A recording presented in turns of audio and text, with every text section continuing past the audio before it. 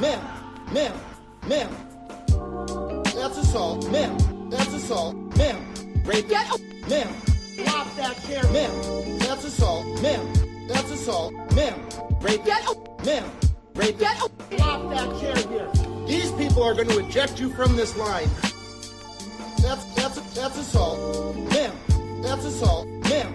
It is. You cannot touch me like that. Oh, I will be telling them exactly what happened. Rape. Ma'am.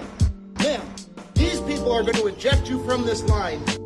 That's assault. That's assault. We have video of her just touching. How did that change? Well, I will be. Excuse me. She just. Ma'am. Excuse me. Rape. That's assault. Excuse. Drop that chair. Ma'am. You cannot touch me like that. Rape. That's rape. Oh, I will be telling them. Rape. That's assault. Drop that. That's assault. That's assault. Drop that. Rape. That's assault. Drop that chair here. We have video of her just touching. These people are going to eject you from this line. How did that change? Well, I will be. Assault. It is incredibly inappropriate. I will. You cannot touch me like that. That's assault. Rape. Drop that chair here. Ma'am, you cannot touch me like that. It is an incredible. That's assault. Rape. That's assault. Rape. Drop that chair. Ma'am. Drop that chair. Ma'am. Drop that chair. Ma'am. These people are going to eject you from this line. Rape. That's rape. That's assault. Rape. Ma'am. Rape. Oh, I will. Ma'am. That's assault. That's assault. Oh, I will be telling them exactly what happened. Drop that chair here. That's assault. Rape.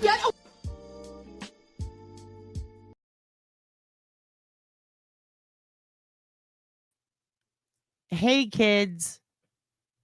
Hello, can you see me? I must insist that if you look, it's lagging so bad. I fucking hate Windows. I hate it. It's slowing everything down. It's giving me a hard time. Like dusty roads. Give me 1 second. Let me adjust something. Okay. Come on. That's assault, ma'am. Here's what we're going to do. I'm so sorry to ask this of you, but please be patient with me while I fucking freak out in the middle of the night. You guys have some great questions in there. Where the fuck is Dad? Is he at the Moose Lodge? Did he fall asleep in the recliner? No, he didn't. He's trying to now re-log into every fucking account, which is going to make this a whole lot of fun for us. Because what new extension? It added weird extensions. I really hate this. If you have the opportunity to not update your Windows, by all means. Also, even fucked with my camera settings. It's rewatch crew for you, Vicky. Good night. Good night. Also, yes, Kevin Pollak does look like Mark Battero. That is so funny that you said that. That is absolutely true. I apologize for being so late. And I know that you're all well-adjusted night owls, so this shouldn't be a problem for you. And if you guys got to do the rewatch crew, that's fine. We'll be here in the morning. Funny thing about the lives is they stay, and see, now it's freezing me again. This is terrible. I want old Windows back. Why can't I have old Windows? Oh my God. Here we go. You took a nap. You're good. Excellent. Oh my God. And now it's playing Charlotte Dobre at me really loud. No offense, Char, but goddamn. That was a lot. It's taking everything inside of me to not have a meltdown. Oh, there we go. And now the song's back. This is perfect. I didn't put you off, I promise. The internet did. The internet put you off. It wasn't up to me. I swear to God, I'm here. I'm here. I'm here. Yeah, this is so painful. These people are going to eject you from this line. Yeah. The car broke down. Here I go. I forgot to pick you up from school. You cannot touch me. Here, let me turn this down real quick. Oh, I will be telling them exactly. OSINT is open source intelligence for the person in chat who asked. Do not ever, Glass Mama, feel bad about asking these kinds of questions. This is what we're all about. Although, if you want to ask me, hey, why does this shit keep freezing and look terrible? You can ask that. You can ask that because I don't fucking know. Oh, he does look like Kevin Pollak, though. Let's hope that it doesn't continue to freeze. Okay. Open source intelligence is basically anything that you can scrape from the internet or from public resources or through FOIA requests. It's public data. Anything that you can research on your own as a public private citizen or as a citizen journalist that is legally obtained. Now, if you want to get more technical with it, sometimes companies will not protect their data and they won't lock down their websites, or they will have information that maybe the public shouldn't have. And it's on them because they had it open. So in that sense, like if it's not copywritten, or blocked by a judge or a court, and it's publicly available to anyone, like someone's address or phone number or company profile or even mortgages, loans, things like that. A lot of that is public data and people don't realize it. Your IP address, public data, all sorts of stuff. So there are people who can bulk scrape that data and sort it out and collect it. And they can use that data for all kinds of things. Typically, companies will use it for marketing. Oh, good. It's freezing again. What is this? Stop. Exit out of this. It's taking everything inside of me right now to not fucking freak out. Anyway, sorry. It is pausing a lot over here, and I'm trying to pull up a very important video, all the videos that I need to show you. And it's conveniently going ape shit. Okay. So I'll just continue talking to you about this until this decides to calm the fuck down. Okay. How about that? How about we do that? Then I'm going to close that. Please close. Skip. Okay. Here we go. Let's take it baby steps. There we go. Excellent. Fine. All right. That is not how I wanted to start this episode out. I will likely cut that all because that was all pointless.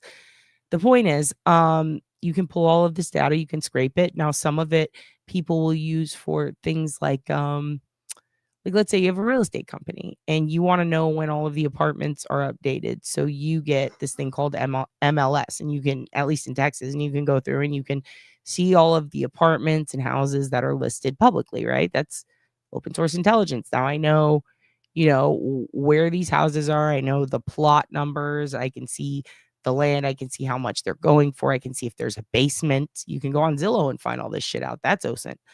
But some companies will use that to find out all sorts of information. Like maybe they want to update their own websites and they have an exact replica of apartments.com and they call it apartmenttime.net. And they can use certain software tools so that every time apartments.com updates, those numbers auto update on their site. And that's why you see a lot of the same data get updated in mass. So if you notice, like, for example, if you're following like information on a case and a killer, or a suspect, if you will, and you notice that information came out in a court record that has a phone number in it, like in a search warrant, and you go, oh, that's their phone number. And on all the information you pulled from the internet, you didn't have that number before. This is a surprise to you. Well, if you wait about a week, you'll notice that White Pages and all these websites, all of a sudden that number is on there. That's because it has now been made public record. Whereas before, that person probably paid or, purposefully put it on a block list or had it taken off of a registry or didn't have it put in their name, like Rex Heuermann. He had it under another name. There you go. Now it's not going to attribute to him.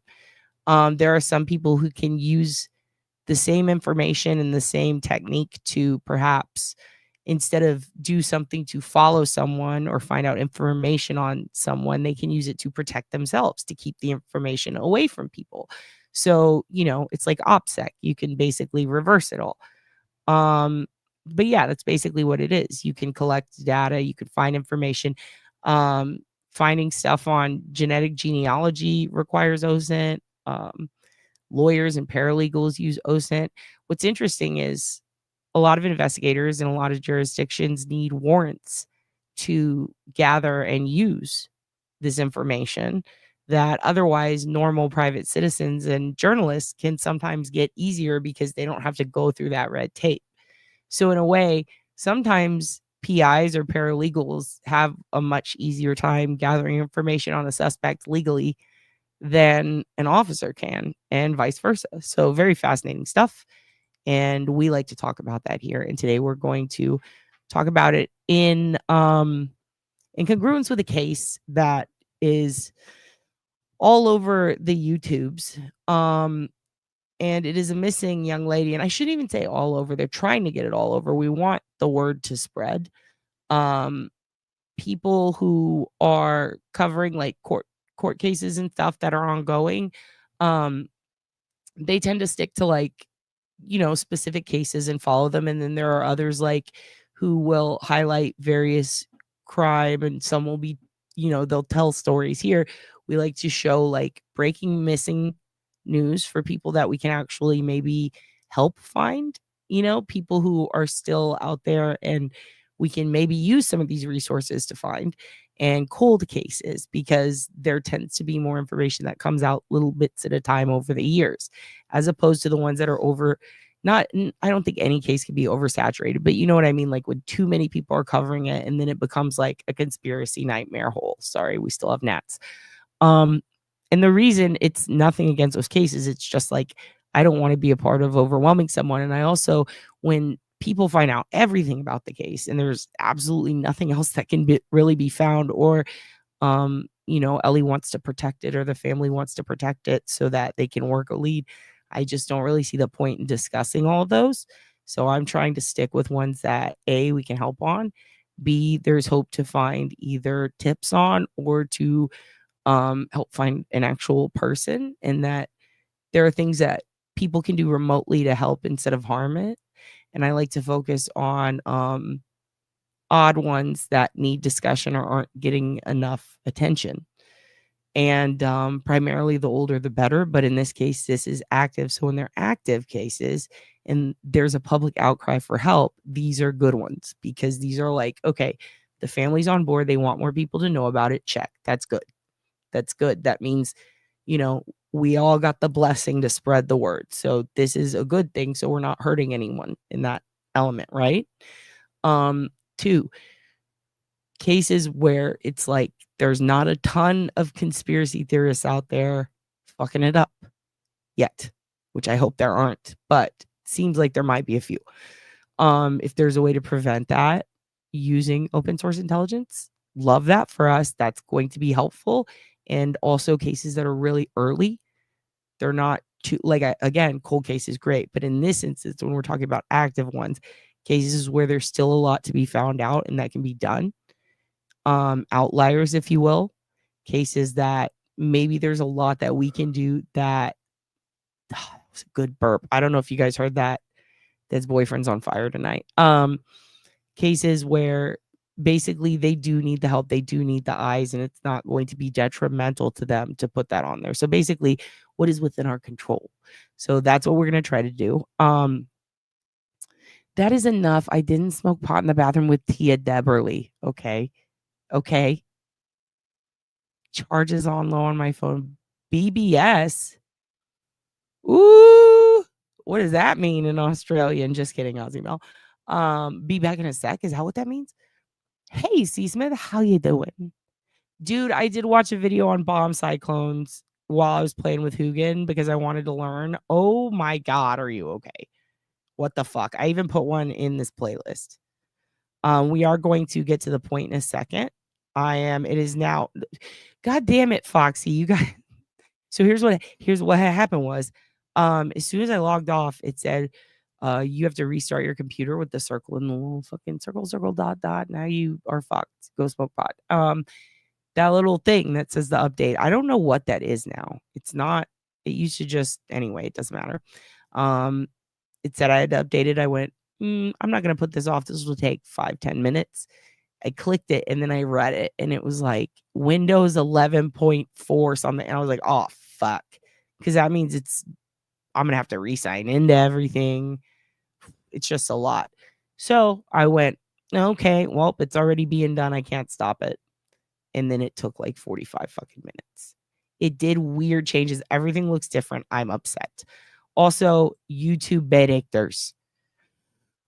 Your videos are killing me, Smalls. I love you so much. I have been watching. I have been amused. You're doing the Lord's work, hun. First of all, thank you for becoming a member. Second of all, thank you for doing the Lord's work. All right. I'm going to put back on a little Grant Smith Ellis. Well, oh, wait. Nope. I have it. I should say Towel Jams. Let me pull this up. It finally lost. Okay, here we go. We're going to get into the episode. Maybe should we do a theme song? How do we feel about that? I need to skip to the end. I'm already far behind. And there's not even that many people in here. And I love you guys, but I'm already behind. Oopsie, spy shit. Yeah. Oh, we're also probably going to do. Okay, so your dad is the night off. I have nothing to do but print some papers for a lady in the morning. And I woke up late. So I also have Trader Joe's in the fridge. I'm very excited. So later on, I'm going to do a members only at the end. Because YouTube said I need to do 2 more, and I don't know why, but I think I'm running an invisible race. Again, it just tells me these are what you need to do to take your next step to something. And it's like star system or like to get it to the next level. And I'm like, what is this level? It's like this invisible goal I have to meet. And I don't understand. And then it's like, yes, you fucking did it. Hawthorne to hit 5K. You did it, bitch. And I'm like, yes. And I'm like, what do I get? It's like fucking nothing. And I'm like, oh. So now it's saying I need to, it's like, you can do it, do 2 member. And I'm really trying to follow the prompts just because I think it's funny. I'm like, I wonder what would happen if I was like, if every single piece of shit thing they sent me, if I actually read it and I follow along, will it make me a better YouTuber? And I find it amusing because no, it is not. It has made me more confused. I'm a more confused YouTuber. I need to find someone who is living in an RV, no still itches, update. And they travel, all code for they are homeless living in a box by the toxic waste dump. Adam might know someone. He got rid of Helen. He is living big shit RV life, but we should ask him. By the way, Adam Drive Shorty, did you watch their duel live? Holy fuck. Who is that? I'm terrified. Who is that person? Whose kids? If you guys didn't see it, go watch it. The fuck around find out episode. Oh my God. Someone fucked around and someone found out. I found out. Oh my God. What happened to your membership? I don't have control over them. Intervention. Intervention. I didn't do it. I don't know. You got a new COD? Oh, that's what that was about. Oh, hey, yeah, that's why you got a membership. See, I'm too far down. A van down by the river. Yours isn't showing either. You kids, your membership lapsed. I can't remember, but I do think that when I went through, it like gives you all these different options. I don't know if I controlled it or not, but I think that I don't know if I got to choose this or not, but I did see a thing about how sometimes you can pick, like, I guess if things auto renew. And if it did, I clicked no because I hate auto renewals. And I'm pretty sure I saw something about that. I don't know if it was for my own or for y'all's, but if it gave me the option, I know myself and I can guarantee I put don't auto renew for people. So if that's my fault, I'm sorry. I just hate it when I don't like auto renew because it's like sometimes you forget I don't want that shit anymore. And then you get charged like a gym membership and you're like, what the fuck? And I just don't think that's fair. But anyway, I don't even know if it lets me. I really, really enjoyed the Protect the Puppas in the grandma stream. I'm so happy you did. That was Mrs. Parks' idea. And then a bunch of people were like, yeah. And I was like, okay, we'll second that emotion. It is a select board. You guys selected it. I'm glad that you liked it. I hope it helped. I did put a ton of links in there later on that day. So if you haven't checked back, there's a lot of links to save your babushkas and your pop-ups. My mom was not sure where she is going, however. Oh no, what are you guys going to do about the bomb cyclone? I'm so scared. You guys want to come to Texas? Bring your guns, come to Texas. Search angels, genetic genealogists have to rely on OSINT. True. Especially once you get to a certain point and you can't go beyond that relative, because there is the genetic genealogy where you're going by blood, and then you get to the last person. And it's like, I have 5 generations. Who could it be? That's when forensic genealogy comes in, and that is when OSINT comes in. It's really great. It's basically using your social media against us. But at the same time, yeah, everyone's awake. We're the nocturnal night owls on the overnight schedules. It's only 2 a.m. in California. It's about to be 4:20 here. Have you ever come across family not wanting information put out there for whatever reason? Totally. In fact, yeah, a lot. Most. Like there's one case, I have to be very vague, but yeah, totally. They know more, but if they were to put it out there, the people could take off or try to evade, right? And they want to try to get as much info as they can. And if like YouTube channels and the news saturates it, if anybody saturates that case, they're going to find a couple of things that look unsavory for the victim, I would say. But the victim did nothing wrong. But in the context, it looks bad. In reality, it was not really a choice. So that's all I can say. So there are things about it that they don't want out there. Then there's another case where a guy is getting blamed that all of us, the family and the people working with them, are pretty sure like it had nothing to do with him. But every time they go on the record to speak to get the public's help, the media likes to turn it into that guy did it, and everyone knows he didn't. It doesn't matter how many times you tell them, they're not going to listen. But at the same time, that guy could have information. So the family can't say he didn't, if that makes sense. Because they're not entirely sure, but they know he didn't do it, but he might know things. He's also very famous. That sucks.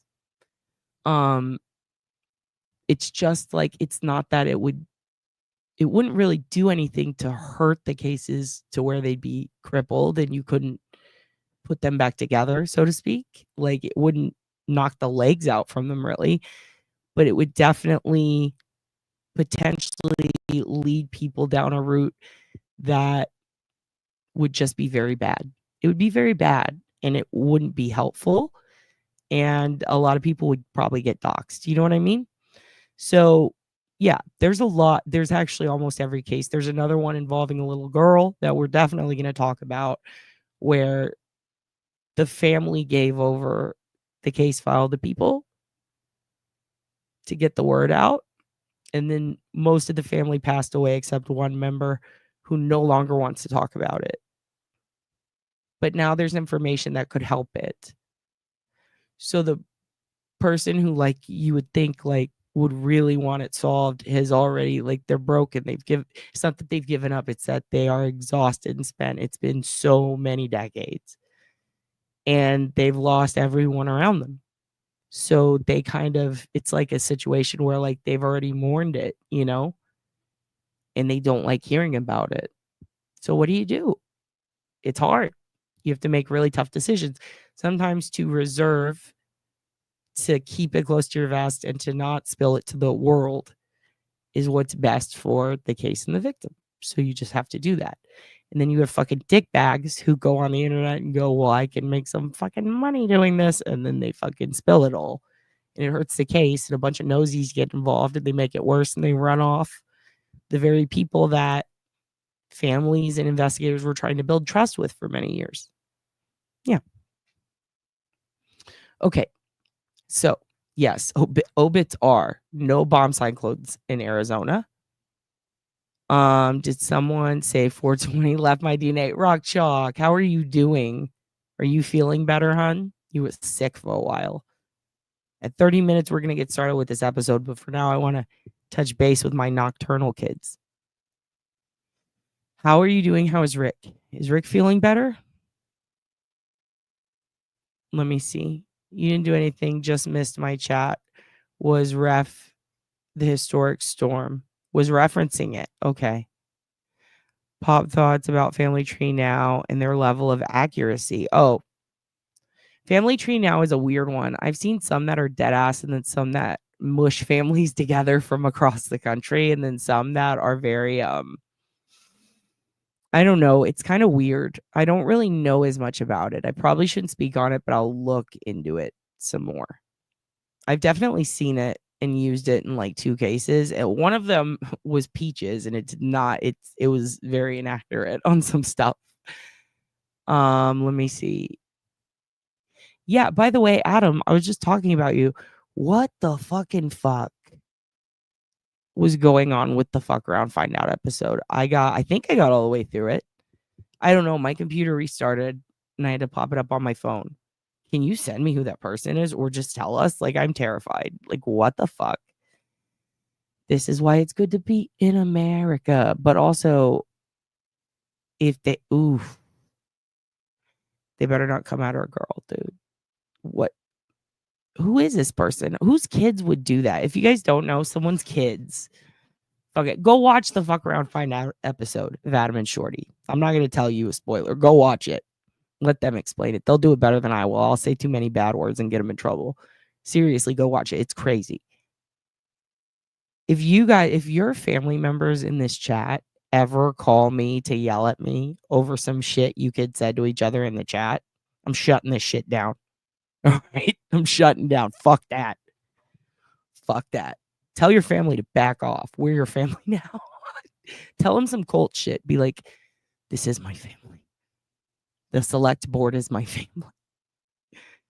This is crazy. You guys handled it like superstars. Jesus Christ. Yeah, you're always 420ing. I can tell. Sometimes it's bitch inaccurate, other time, right? It's very much like white pages. Like the addresses and phone numbers are usually dead ass, but the criminal records are piss poor. Rick is great. Rock is still trying to get better. Been 4 weeks in a rough damn 4 weeks. Are you having long COVID? Like, what is going on? It sounds like long COVID. For long COVID, take Paxlovid. It's gonna flag the episode now. I don't even know if that's what you're supposed to take. Don't listen to me. This is all satire. It's all for entertainment purposes only. Temperature got to 37 degrees today, 98.6 Fahrenheit. Oh, welcome to Texas. Jesus Christ. It's cold as fuck here. I'm freezing. Hello, family. I missed you all so much. LEB.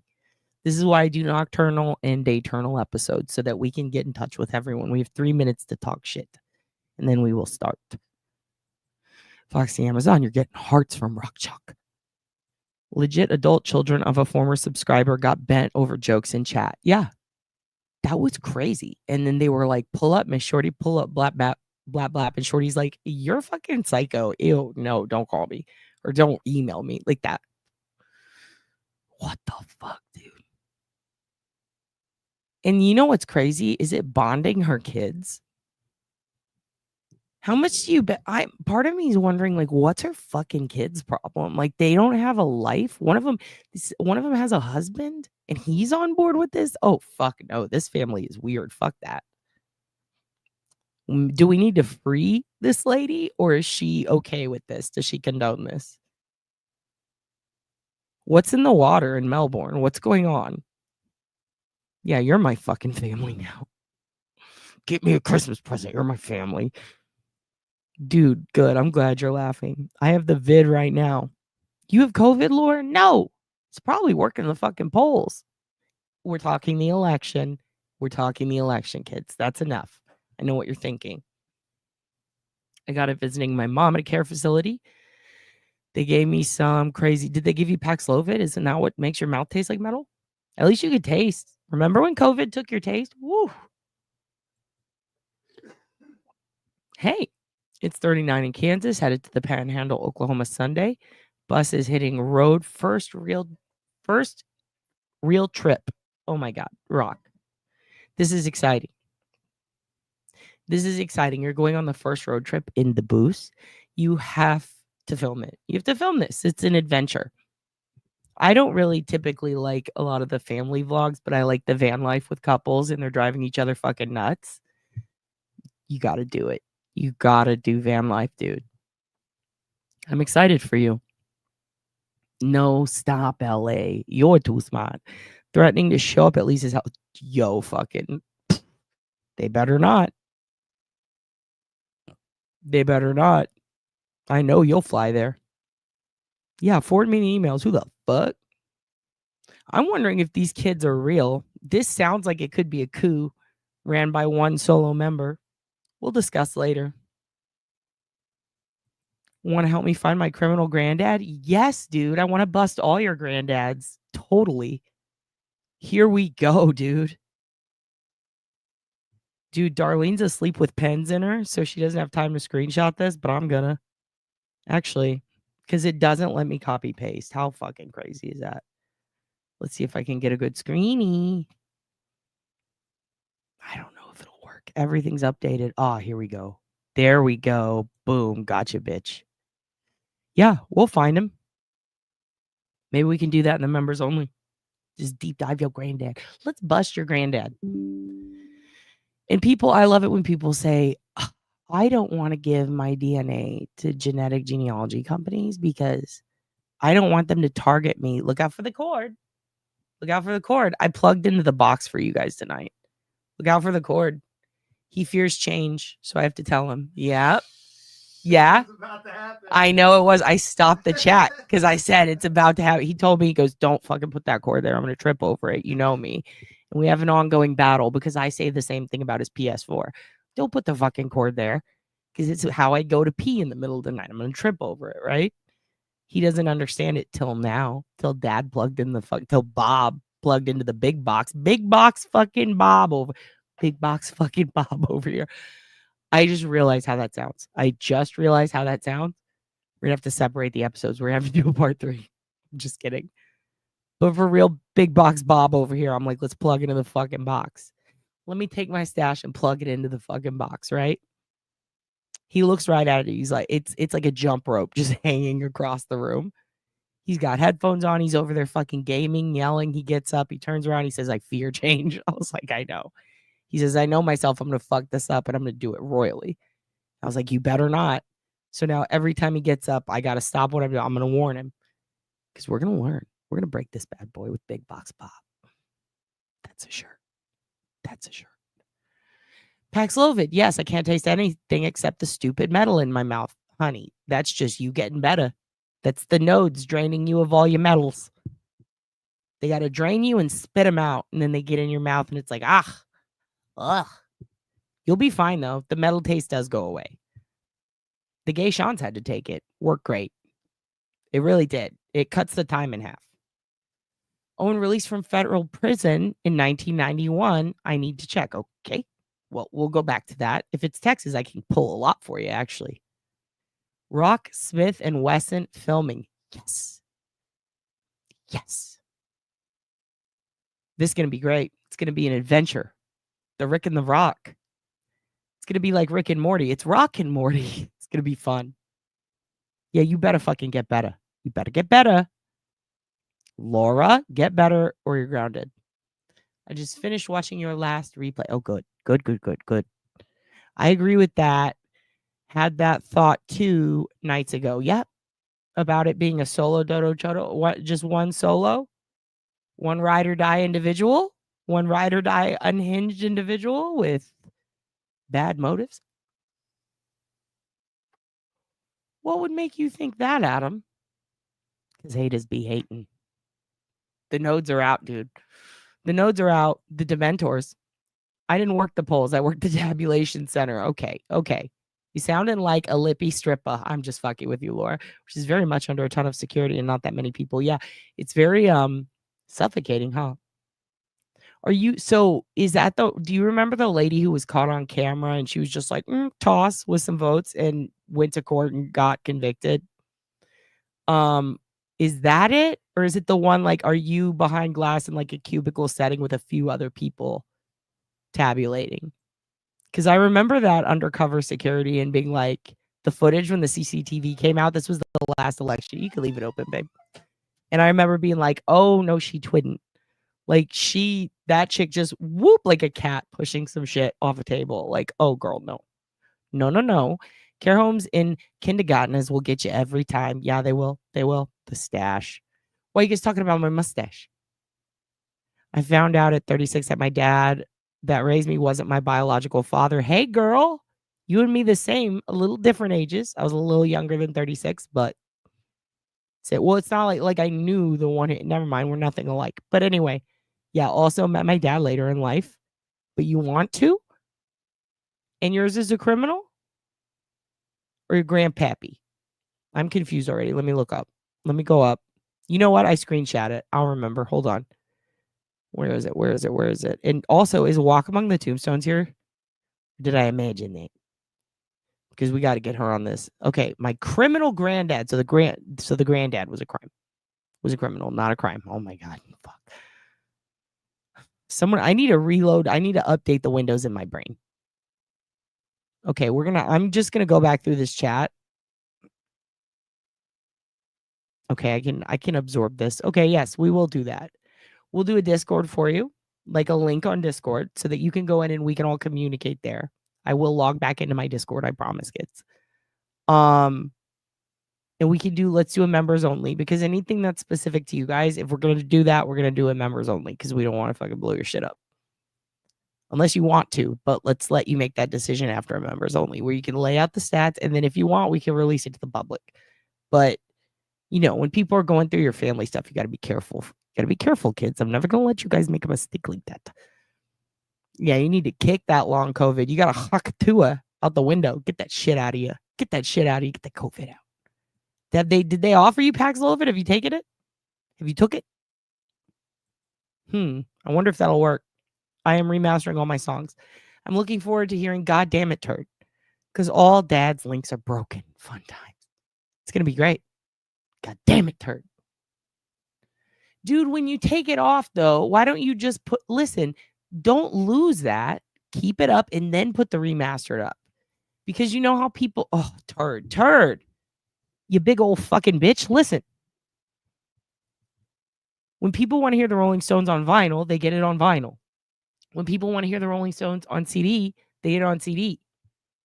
When I want to hear the Rolling Stones, I don't, because they fucking suck. But listen, I'm going to get so much hate for that. But listen, people like authentic sounds, even if they aren't the ones that you like as an artist. You got to stop taking your shit down. Just put the remastered up on top of it.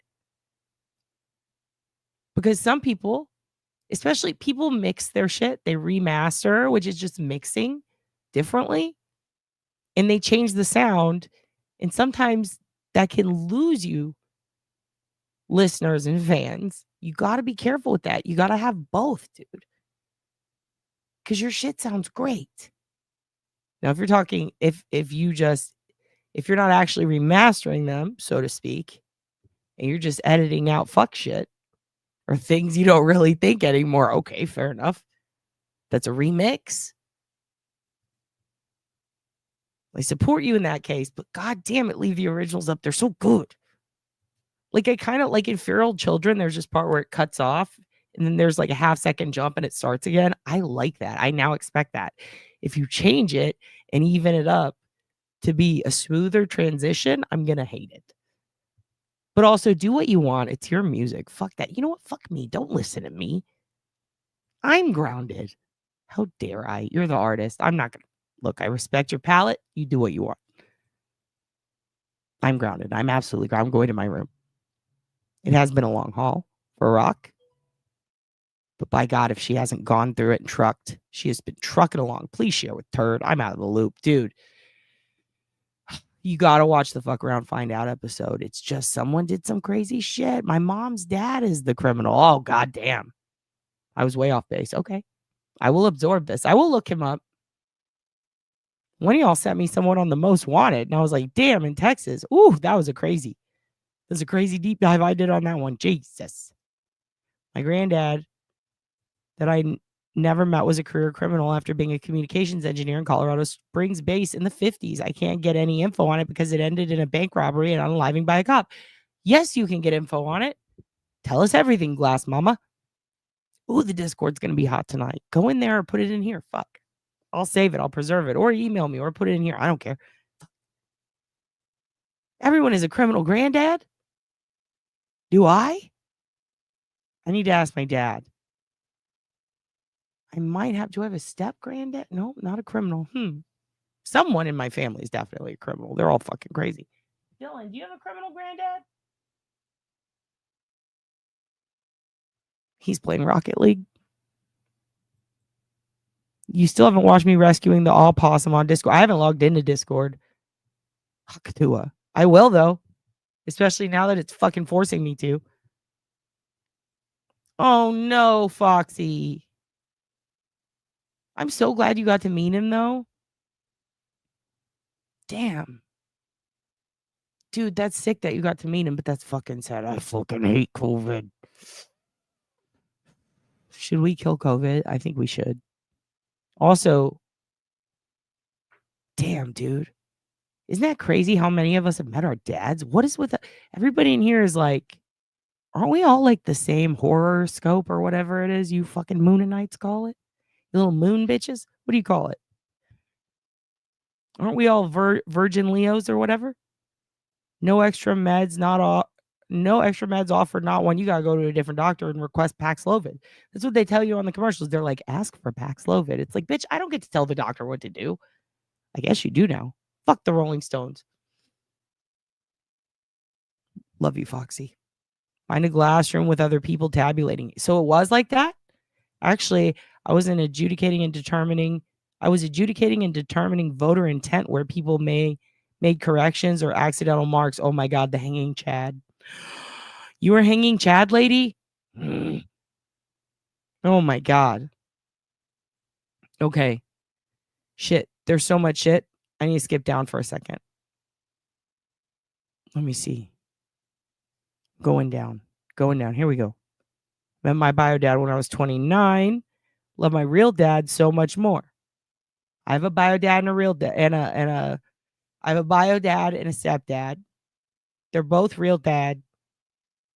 They're both pretty fucking cool in different ways. And they're both fucking crazy in different ways. And they're both the exact opposite. It's fucking weird. I have to get a Discord and a membership to OB. I suck at tronics, but I will figure it out for the awesome fam damly. I love that you say fam damly. We've been saying that my whole life. I love that phrase. I love that so much. And also, just go get an account on Discord and we'll send you the link, okay? My half brothers were abandoned by my dad when I was born. My oldest brother came to kill my dad when I was about 5. It was a whole motorcycling gang from Long Island to New Jersey. Melissa, girl, what the fuck? You had the wildest. All of you should write books. That's all I'm going to say. You should all write books. Kind of love that for you, the whole motorcycling thing. Hate that your half brothers got abandoned. Find it kind of hilarious, your personality in general, and hearing this shit from you. It's like, oh, that's why. And you were 5? Go, you're like fucking Meadow in The Sopranos. Whew. When you told me about your college life, I was like, hold up, this is awesome. Like, you're fascinating, dude. Write a book. Please, by all means, write a book. I didn't meet my dad until I was 18. He found me on Facebook, and my mom is a lunatic. A long story for another day. We will hear it. We will hear it. A dad seeking you out. Were you rich and famous? He just did it? That's rare. That's love. Right? Or is he a piece of shit? We'll talk about it later. We're going to have to do a whole Ricky Lake, I Found My Dad episode. We'll get Aunt Deb to co-host it. And we'll all tell. What if we did that? Dude, I've always wanted a Ricky Lake style talk show. Fuck. We should do it. And I am working on an apology line thing for you guys. Yeah, wait, what? Yeah, it's a story. Yeah, I'm too high for that. My government name is Melissa. Oh shit, Foxy. Yeah, let's do radio, dude. Should we do a call-in radio? We'll do that. I was 8. My brother was 18. Oh shit. Are you and your brother close now? Or is that like no bueno? Is it like tried to kill dad? Because in my family, I feel like that's something that would bring everyone together. And then they team up against me, who got mad that they tried to kill each other. That's what would happen in my family. Yeah, the club scene is hardcore. My sperm donor killed a bloke. God damn, Ozzy. Oh, I think you told me about this in an email once, right? It's got to be Maury. All right, Maury. It's up to you guys. Maury, Geraldo, Ricky, Jenny Jones, you pick. I love the truth, Mom. My government name is Turd. I know it is. It says that on your birth certificate when I spit you out of my vagina. Not all insurance covers Paxlovid and the cost is. I thought, okay, Question. Can't you write the manufacturer? I saw a thing where you can write the manufacturer and get a free Paxlovid prescription. But is that bullshit? I've not tried. Because I didn't have COVID when that was around. And then when I did, I was already done with it. It was at the end. Send in voice chats to your messenger. Yep, that's the plan. We're going to do it. I'm going to set it up. I need to set it up to where it's decent quality, though, but also still has the authentic phone line sound. Although I might just get a phone line for myself for Christmas. It's going to cost a lot of money, but I think I might have found an alternate method. Okay, one more, and then we're going to start my bio, because what are we at, 45? We're doing pretty good. Usually it's like 2 hours in when we start, so praise Jesus. My bio dad is one of the 6'2", blonde hair, blue-eyed from Finland, according to my adoption records. Guess what? He's not. Yep. Edna Gladney did that. We've talked about that a lot, where they just fake it. He's a fucking Viking. Oh, okay, sure. Sounds great. Excellent. Found out when my dad passed away a year ago that he had a whole other family the whole time and was married to my mom, and they were married for 39 years. Holy shit. You got to call in on the dad episode. Let's do a whole... Should we do an Olive Garden episode? When you're here, you're my fucked up family? I mean, I know it sounds Ricky Lake, but we could make it Maui, and we could just all talk about all the fucked up shit. Let's fucking snitch on our family. That feels like very cultish too. Shed your old life. Tell us all the deets. Now you're in. You're cleansed. Ooh. Uh-oh. Is this what cult leaders feel like? Like, hey, this is a good idea. Definitely contact the motherfucking God. And I don't know what that means. I just picked something. Manufacturer. Okay. I have a medication that's $10K a month, and the MFG motherfucking G covers it 100%. Manufacturer, though, I think is what she means. Or what I mean. Mari is the patron saint of the non-paternal event. He gives so many. That is a good point. But Jerry, I beseech you to just hear me out. Jerry is the king of families banging each other and stuff. So Jerry's not in. Ricky, Jenny, and Geraldo are more of, I did this fucked up thing to my family member or my boyfriend or my girlfriend, or grandma, you used to call me fat, but look at me now. But so is Mari. Fuck, this is hard. The select board might have to vote on this motion later, when more people are here. Yeah, you did tell me about this. Yep. You did tell me about this. You kids should all write books. You should all write books. He died. We were close, and then he hated that I reminded him of our dad, and he told me politely that he had to break it off. He was the party guy for all Long Island, tons of crazy friends. The liver blew out. That's what happens when you're the party guy. Your liver fucking blows out your side, dude. Damn. How could he hate you? You're fucking great. And you fucked around at the Limelight, right? Or was that someone else? I feel like all you kids were Party Monster. Found Lady in the Gown kids and the grown kids, but have not contacted them. Oh. Do it when you're ready. I met my bio dad at a Chili's. I left a note. The Cost Plus Drugs, is that a website? Look that up. Cost Plus Drugs. The anniversary. My adopted dad just passed 16 years. He was the best, most amazing person. Dude, a lot of people have real good adopted dads. Remember when I was your dad? Now I'm Bob. Diddy virus from the freak parties. Dude. Who got the Diddy virus? Tell us your secrets. Fuck it. Voice text. So I leave messages for my kids. They all forget. They have a telephone and they never answer it. That's so funny. It's like, oh, this thing's a phone? Oh, shit. Here we go. Look who's here. It's the whore. This is Montel, Family Trauma, starring it. All right. I'm Montel Williams. I don't know if I'm allowed to say I'm Montel Williams in the zeitgeist, but we'll try it out. If I'm canceled, I'm canceled. We'll do kayfabe because I'm not, not dressing. I'm not going in costume, but we'll kayfabe it. I love voice chat. When messages get too long, me too, and they cut you off, and then you're like, fuck, and you have to go listen to it again. And you're like, oh, fuck it. Do. Carolyn, we can't. We can't do that, Carolyn. Be good, Carolyn. Do not get me kicked off YouTube, Carolyn. Jesus Christ. When I first watched you after seeing you on Duty Ron's channel, I thought you were a stand-up speaker comedian. I am.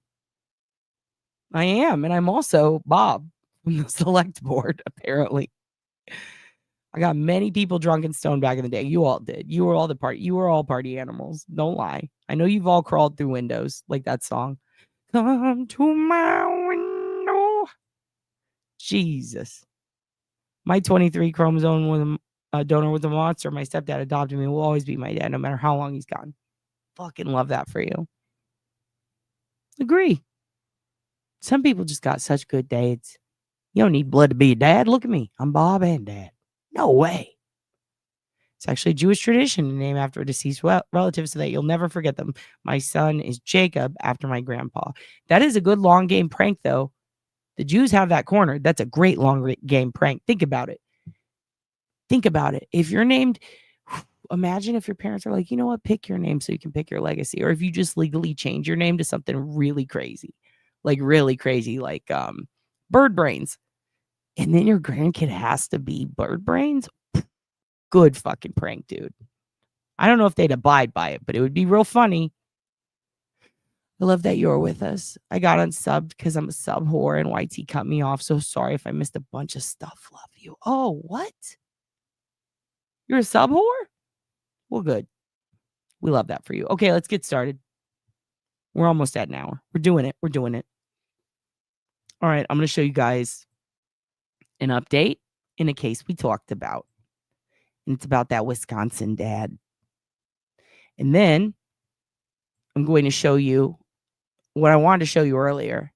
It's in the vein of Karen Reed because it's bad cops in Massachusetts. And I sent Aunt Deborah a link to an article earlier. Did you guys know you're the most rat-infested state, Massachusetts?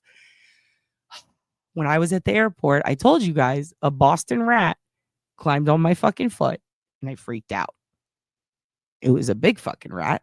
And I said, I never saw one of those in New York. Goddamn, in the airport. Just boop. Scared the fucking shit out of me. I almost pooped my pants. It was the biggest rat I've ever seen in my life. It was like Templeton.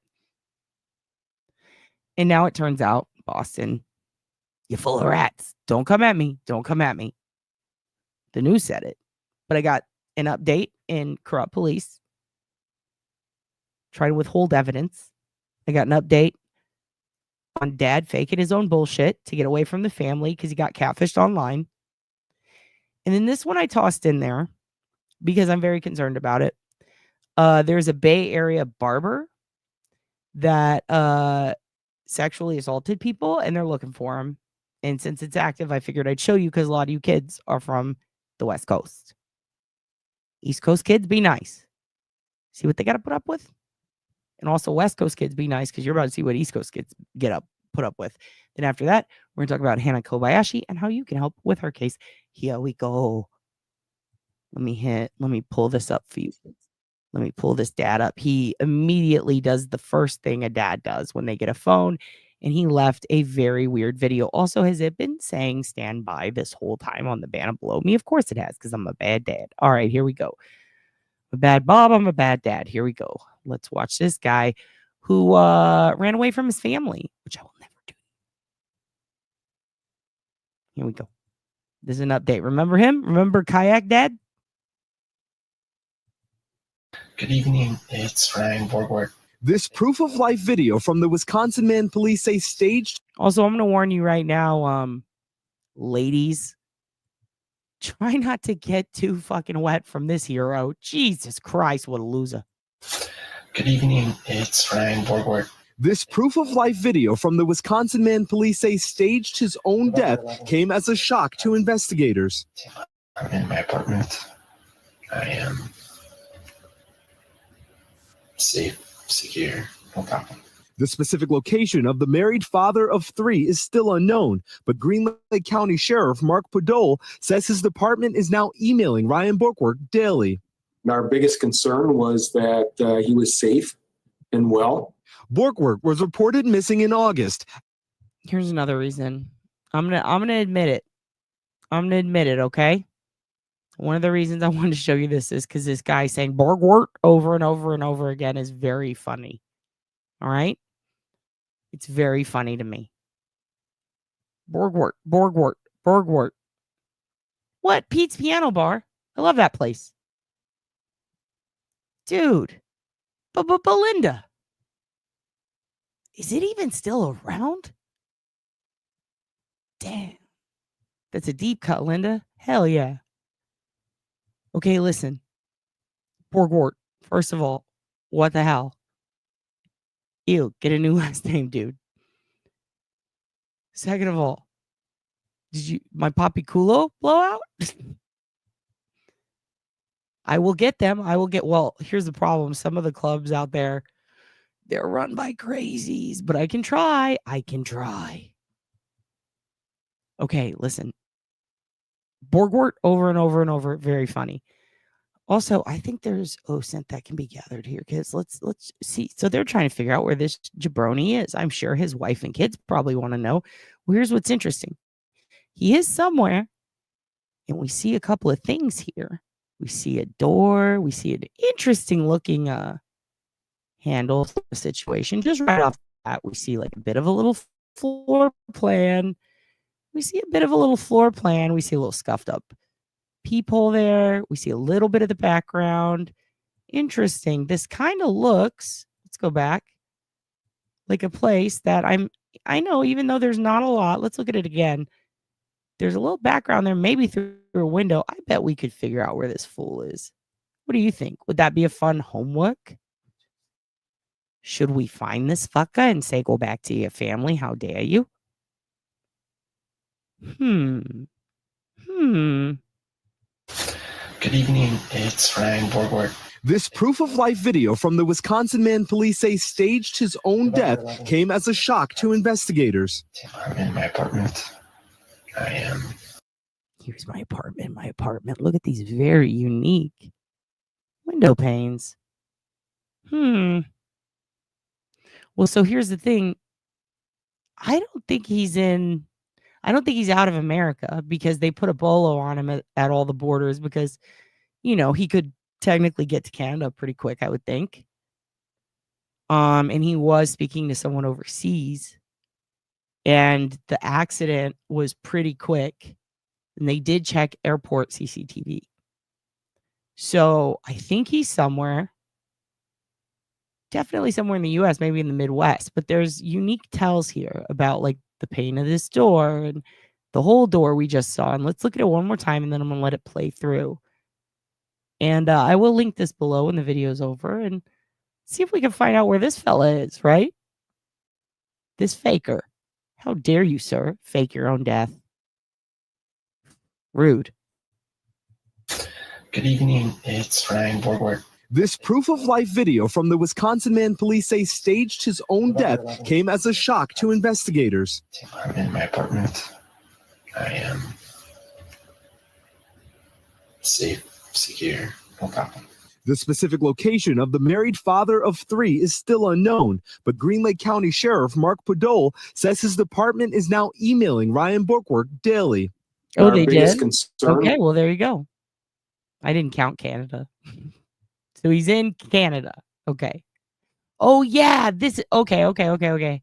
I know what you're talking about now. I was thinking Mexican border, or not Mexican border, going to, where was it? Russia or somewhere? Uzbekistan? Yeah. I was thinking TSA and shit. Fascinating. So we can find him in Canada. With that, for sure. I think we could. It was the day he disappeared. So it was pretty quick. Okay. I must have missed a fucking news story because I was reading about it and I was reading that this motherfucker, they were like, oh, we've got lookouts at the airports because they were concerned about him going to meet the catfish lady. But I guess they were talking about from Canada.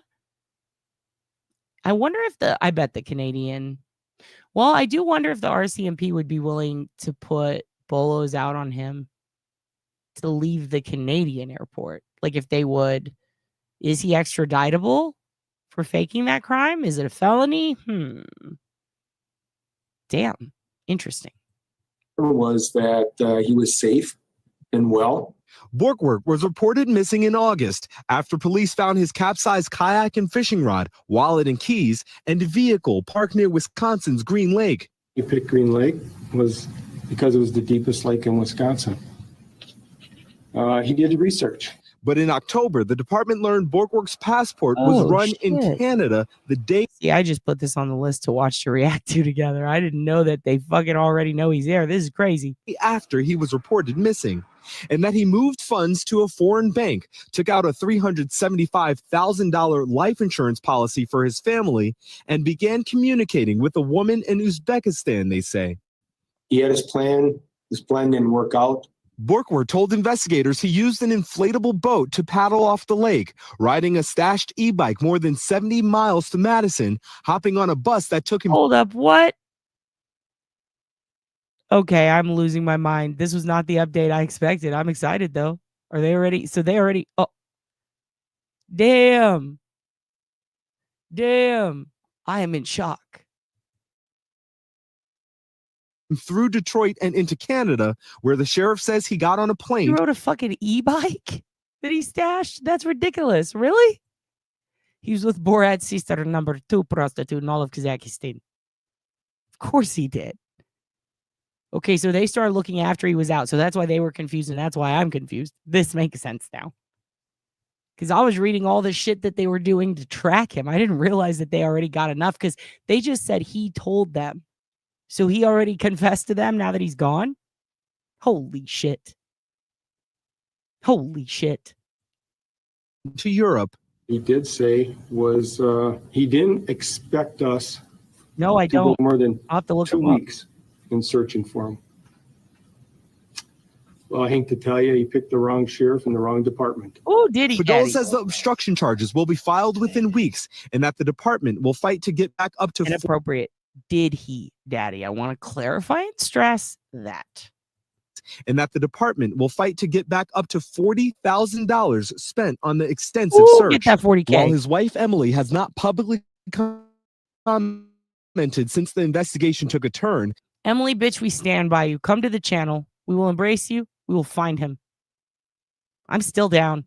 If he wants to go fucking hoe around and do bad hoe shit, hood hoe shit. If he wants to do fucking major fucking hoe shit in Uzbekistan with some bitch on the internet, fine. Okay. Go do it. But we stand by her, dude. We could still find you, sir. Commented since the investigation took a turn, she has been in regular contact with investigators. She's strong.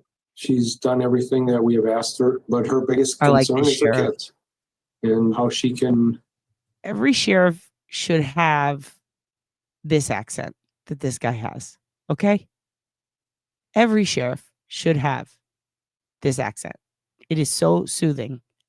Oh, you know, we're looking and we're gonna prosecute him to the extent of the law. Explain to them what took place. And his main message is an emotional ask for Borgwardt to come home to his family for the holidays. Explain the emotion there. Talking about family. Number 2 prostitute has nothing on him. And kids are the most important thing in your life. And what better gift that he could give his kids? What better gift? I love this fucking sheriff. He's crying over this. As he should. He's having empathy for a fellow human. I love this sheriff. This is the new Grady, dude. This man's not about politics either. He's just here to fucking... How dare you do this? How dare you do this? I agree. Fuck this guy. This guy. Not the sheriff. We love the sheriff. Yeah, his poor kids. I want to find their fucking dad and be like, yo, here's your dad on the platter. Everybody gets to slap him in the face. Here's your college income back. Ask for Borgwardt to come home to his family for the holidays. Explain the emotion there. Talking about family, kids. I do. And kids are the most important. Here's the thing, I love Grady Judd. And he is legit. He's fucking legit as fuck. But sometimes he slips in some, this ain't no California. And yes, it's funny, but kind of rude. Kind of rude. Talking about family, kids. And kids are the most important thing in your life. People don't And cry. what better gift that he could give his kids to return? Bro, if you don't fuck Shaquille Brewster joins us now from our Midwest Bureau. We're gonna fuck this dude up if he doesn't go back to his family. Oh my God, what a dickhead. Making our people sheriff cry? How dare you, sir? Check, this is a crazy story. Have authorities said how they were able to actually get that email address to get in touch with Ryan? Well, the sheriff pointed to his laptop, which has already been a crucial clue in this entire investigation. They say they essentially searched it for any email address or phone number they can find, and they were able to make... My favorite was the Pikachu one. He pulled out a Pikachu doll, and he's like, this is a Pokemon. This is a Pikachu. Well, I'll tell you who's good. He said some shit. I really don't remember, but it made me laugh. I blacked out. He said something like, I'll tell you who's going to Pikachu now. God, dude. Actually, yeah, Grady Judd rules all around. He can say whatever the fuck he wants about California. Contact with someone that they would only describe as a Russian-speaking woman. They say she was able to help connect them directly to Borgwardt for communication, and that's... Wait, what? Go back. To help connect them directly to... True. Searched it for any email address or phone number they can find, and they were able to make contact with someone that they would only describe as a Russian-speaking woman. They say she was able to help connect them directly to Borgwardt for community. Yo, the bot fucking flipped on him. The catfish flipped. I will serve you this man on silver platter. He is Sisi. He is losing hair and nobody here wants any part of him. He's disgusting, American. Take him back. Dude. Good. Even your fucking catfish bot lady doesn't want you, fool. Communication and... Dude, is he stranded in a foreign country now? You know what? Maybe we shouldn't look for him. I bet that bitch took all his money. In a way, I hope not. She should give it back to the family if she did. Listen, if she has a Russian accent, she definitely took all his fucking money. I don't care. Come at me. I don't care. It's 100% true. I do not doubt it.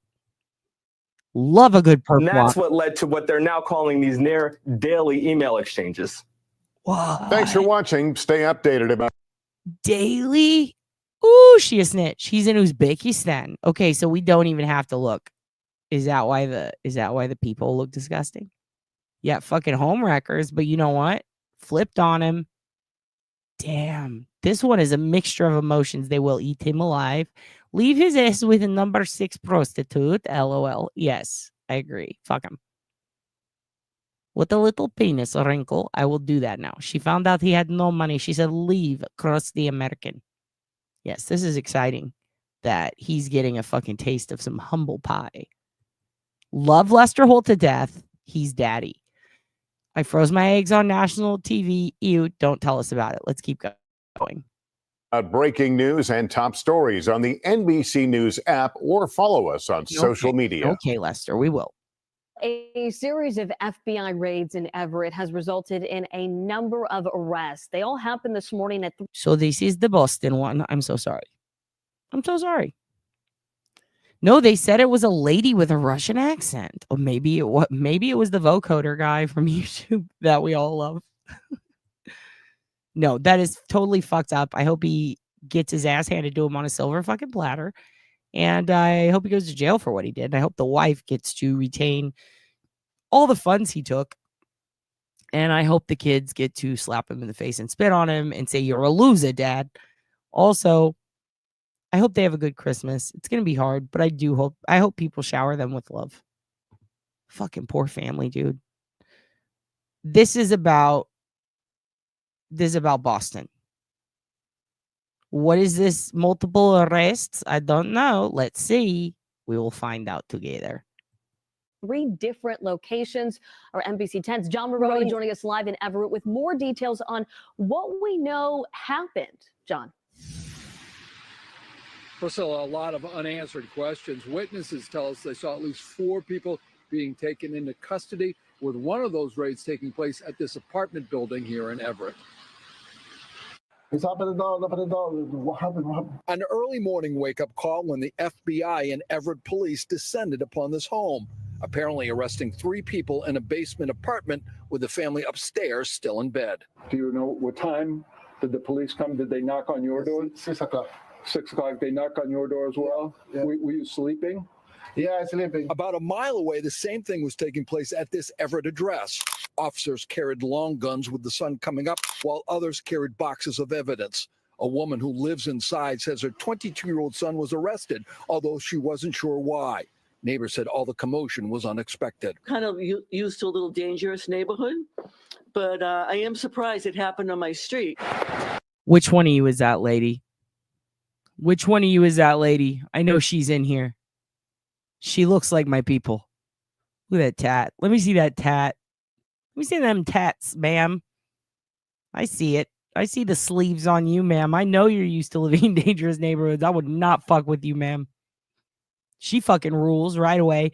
Come into my house. I'll snitch in here. Love her immediately. She probably put, oh yeah, we went over that. He's in over his head. He is. And he deserves to be. The family did not deserve any of that, but he deserves to be in over his head because fuck him. You worked in life insurance for 15 years. She's going to have to pay it back. Did she collect the life insurance money already? He should have to pay it back, though, because he's the one who finagled, right? Boston's finest. Here we go. Yeah, the kids did think he was dead. That's fucked. That's why they should get to fucking slap him. That piece of shit, dude. We're their dad now. Where are they? Bring them to me. Let's get those kids a GoFundMe. What's going on here? We need to get them. Let's get them their fucking school savings. Let's help mom out. God damn it. I wish I could do more. I hate it. I hate it when these dads try to leave their families. You know, and it's if you're going to fucking do it at the beginning. Don't just like do that at the end. Like, don't just like pop out one day. It's so fucking traumatic, dude. It's all traumatic, but like, don't give them a taste of dad life and then dick out. Like, rude. God, I don't know.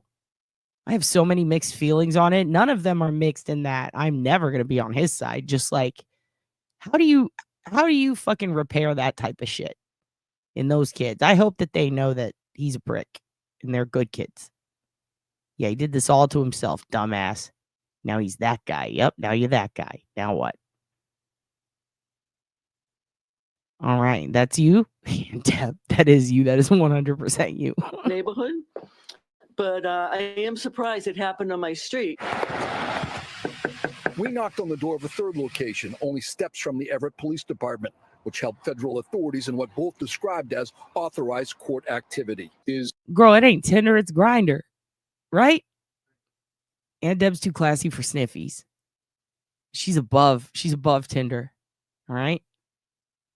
That's her Tinder date. No, that's Aunt Deb. That's your aunt, dude. That is her. If you guys wonder what Aunt Deb looks like in real life, this is her. She's on the news. She's like, I expected it to happen in my neighborhood, but not on my street. I've lived in rough neighborhoods. She's got sleeves like fucking Batista. Yeah, that's Aunt Deb, dude. Used to a little dangerous neighborhood. And then she scratches. This is a behavioral tell. She's lying. She is used to running through a hail of bullets and matrixing out. And then fucking slithering under a door, popping up like fucking Arnold in Terminator and being like, what the next? She's the Russian. She catfished that guy. But I am surprised it happened on my street.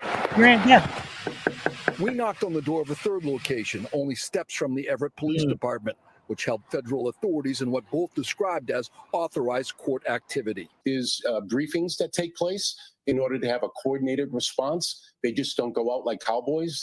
That would not be best practices. Todd McGee is a security analyst. He says Is Todd McGee the same guy that has been talking about, was he the ex-Massachusetts statey that goes on and was talking about Enrique's case?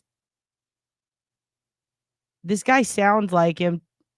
He's got the beard. He's bald. I remember this.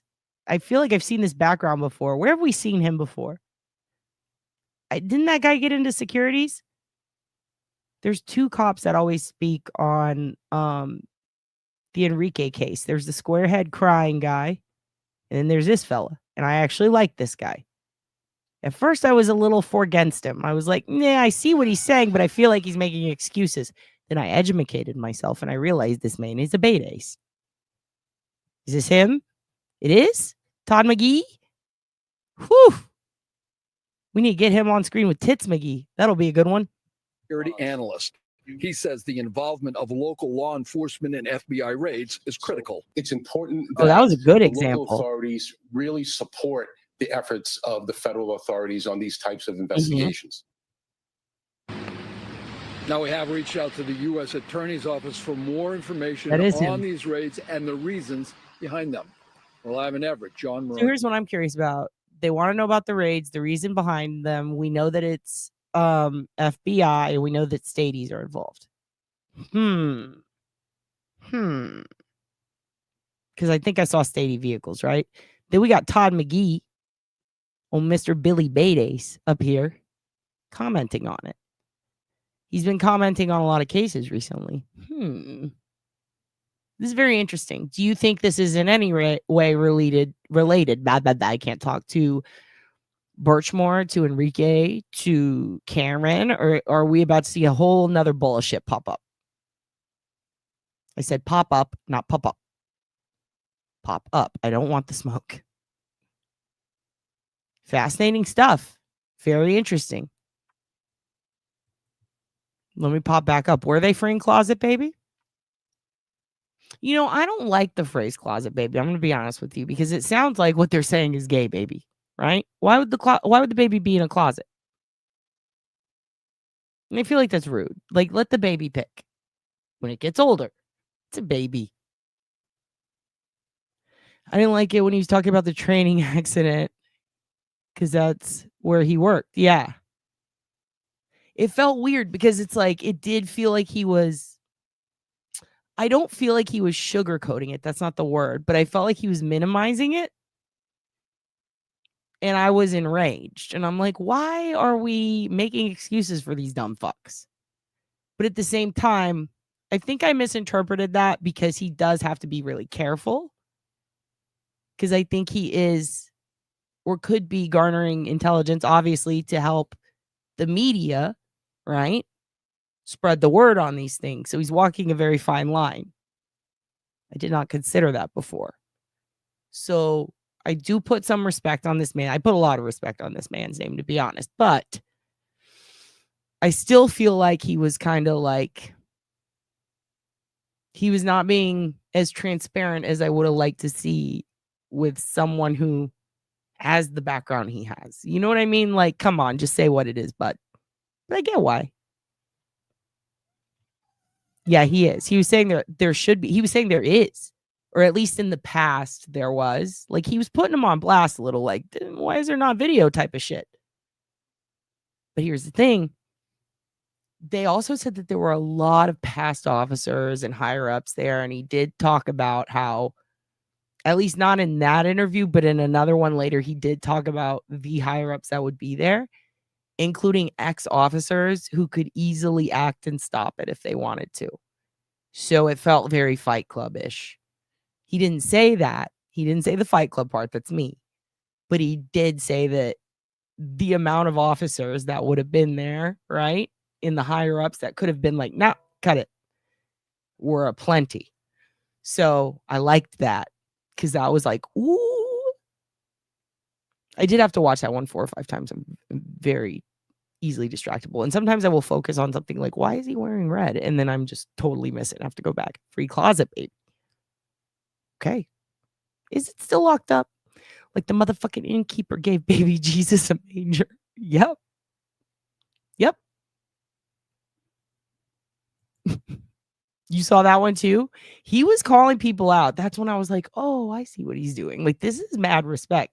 Because that guy, he didn't have to say that. I think he said there was a corporal, a captain, like all these different positions. It's like, oh, word? So it's like a fucking, it's like the end of, what is it called? What's that fucking movie? Requiem for a Dream? Is that what we're talking about?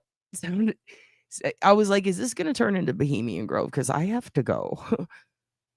No, but that guy was pretty honest with that one. I was like, whew, he's spilling tea. You know? There's a lot of tea in this harbor. All right. Now we're going to get into the Bay Area barber. And I'm showing you this because we're going to be talking about California anyway. I know there's a lot of California kids here. Okay. So let's stick to the point now because we got to hurry. Got 40 minutes. All right. If you are in California or anywhere in the vicinity or planning to visit, look out for this guy. Oh, wait. Nope. We're going to take that out. Never mind. There's an update. Never mind. There's an update. Let me see it. Wait. Hold on. Is it going to give the... Oh, okay. No. Okay, no, I did pull the right one. This is the update. Sorry, I thought I pulled the wrong one. He was charged with sexually assaulting 2, and I think he's still on the run. I just want you guys to look out for him. If they catch him, there's really no need, but look out. Police are searching for a South Bay barber charged with sexually assaulting 2 men and possibly some 24 others. The man failed to show up for a court hearing after posting $250,000 bail. ABC 7 News South Bay reporter Dustin Dorsey has more information as investigators search for the suspect and more victims. Sexual assault, intoxication, and kidnapping, with the suspect still on the run. 34-year-old Franklin Enrique Sarqueño Orla's Mountain View apartment sits empty after police say he fled after being arrested for sexual assault. And investigators fear there may be more victims. We have reason to believe that there are at least 20, if not more. It does seem that these various victims... Hold the fuck up. 20? So this is the update to the original one I saw. I wanted to make sure that I showed you this one because the original one gives the same info, but this one looked A, longer, and B, it was newer. Say that again? Sorry, I gotta go back. Wait, what? Victims. Sexual assault, intoxication, and kidnapping, with the suspect still on the run. 34-year-old Franklin Enrique Sarqueño Orla's Mountain View apartment sits empty after police say he fled after being arrested for sexual assault. And investigators fear there may be more victims. We have reason to believe that there are at least 20, if not more. I have to speak on this before it continues. I may be jumping the gun, but I don't give a fuck. Listen, do you guys watch Dog Daddy? I understand that he is controversial. Okay. Some people, especially people who are in the dog training world and trained dogs, they fucking get very aggressive. Fuck Dog Daddy. They get mad, right? I think he's pleasant. I think his methods, while harsh, are effective. Some of the times I watch him, I'm like, hate it. But then you see the dog's happy and it's like, ooh, do I love it? Opinions of him aside, he does have a story where something happened to him in a California bar, i.e. he was drugged, and he ended up on the street and getting the shit kicked out of him by some people, and no matter who you are, you don't deserve that. What's interesting is there were a couple of other stories that came out from that area where people were drugged, but it wasn't the bartender, and it was primarily men. And now we got a guy who is, they made it a point to say gay barber. But here's the thing. Sometimes the barbers, when you're in the chair, what do? Especially at the fancier Cali places, they give you champagne usually or something to drink.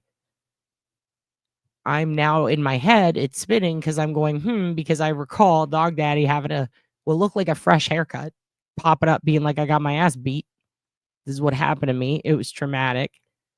Went to a bar with some friends, and he thinks he got drugged, right? And I remember looking into that bar because I was thinking, was the bartender drugging people? Who was in? I'm pretty sure he made it a point to stress that it wasn't. But now I'm putting two and two together, and I'm wondering, when they say 20, that's a very elite number as far as and by elite I mean up there. That's a lot. Probably done it for some time. We'll learn some more surely. Don't call me Shirley, but could be nothing. But I do think it's weird because you don't see, I would say in every major city, there's at least 1 or 2 people specifically drugging gay men and going after them. And that I feel pretty confident at least that. And there have been a couple of serial killers who target them in the same fashion. In California, there have been quite a few issues where it's like some of them end up with people killed or hurt. And now I'm like, this is interesting. I'm very concerned. I'm going back again. I want to look at him. He also looks very familiar. Like, is he on a show or something? Why does this guy look so familiar? Okay, let's play it again from the beginning and I'll shut up. Sexual assault, intoxication, and kidnapping, with the suspect still on the run. 34-year-old Franklin Enrique Sarqueño Orla's Mountain View apartment sits empty after police say he fled after being arrested for sexual assault. And investigators fear there may be more victims. We have reason to believe that there are at least 20, if not more. It does seem that these various victims were either unconscious or intoxicated, or a combination of both, based on the video evidence that's been obtained by law enforcement thus far. Investigators say 2 victims described losing consciousness after sharing drinks with Sarqueño Orla earlier this year. 2 ways that we seem to see a pattern of are either nightlife, where it's at a club or a bar or some setting like that, where the victims and the defendant would meet up, and then something would happen after, or he would know them through the occupation he had as barber. Court documents reveal that one of the victims was unlawfully restrained while Sarqueño Orla sodomized him. The other, a client of Sarqueño Orla's home barber business, was allegedly kidnapped and carried away.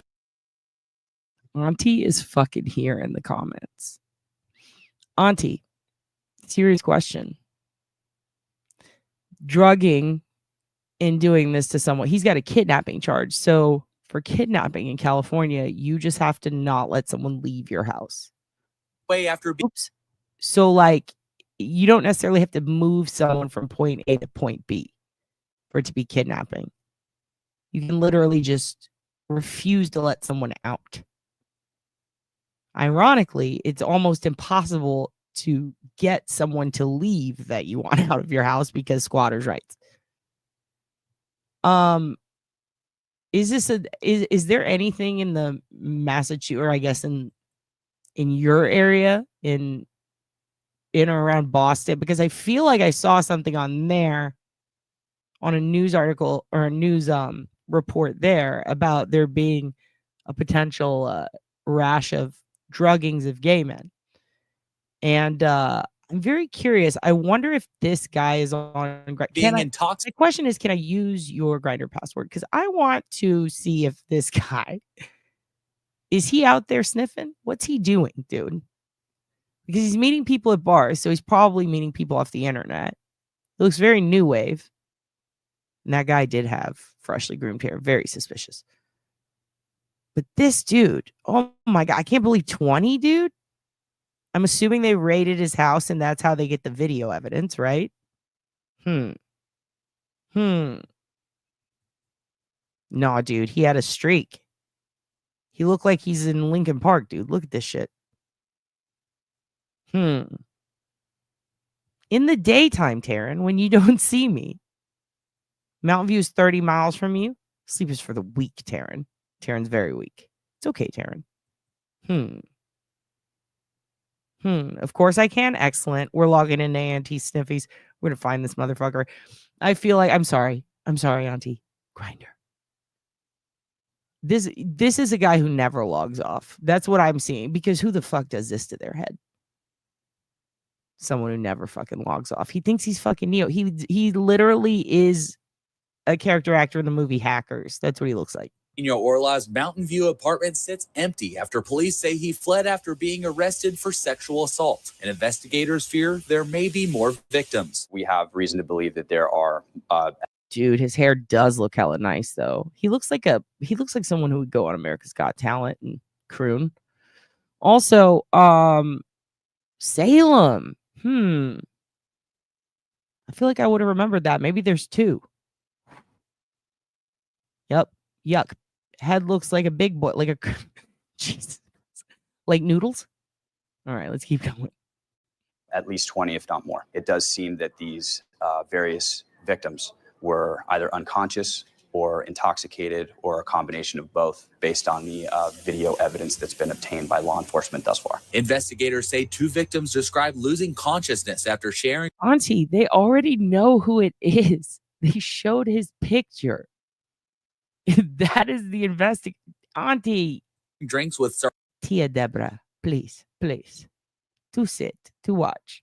Arcadia Orla earlier this year. 2 ways that we seem to see a pattern of are Tengo either talento, mucho nightlife, talento. where it's at a club or a bar or some setting like that, where the victims and the defendant would meet up, and then something would happen after, or he would know them through the occupation he had as barber. Court documents reveal that one of the victims was unlawfully restrained while Sarqueño Orla sodomized him. The other, a client of Sarqueño Orla's home barber business, was allegedly kidnapped and carried away after being intoxicated.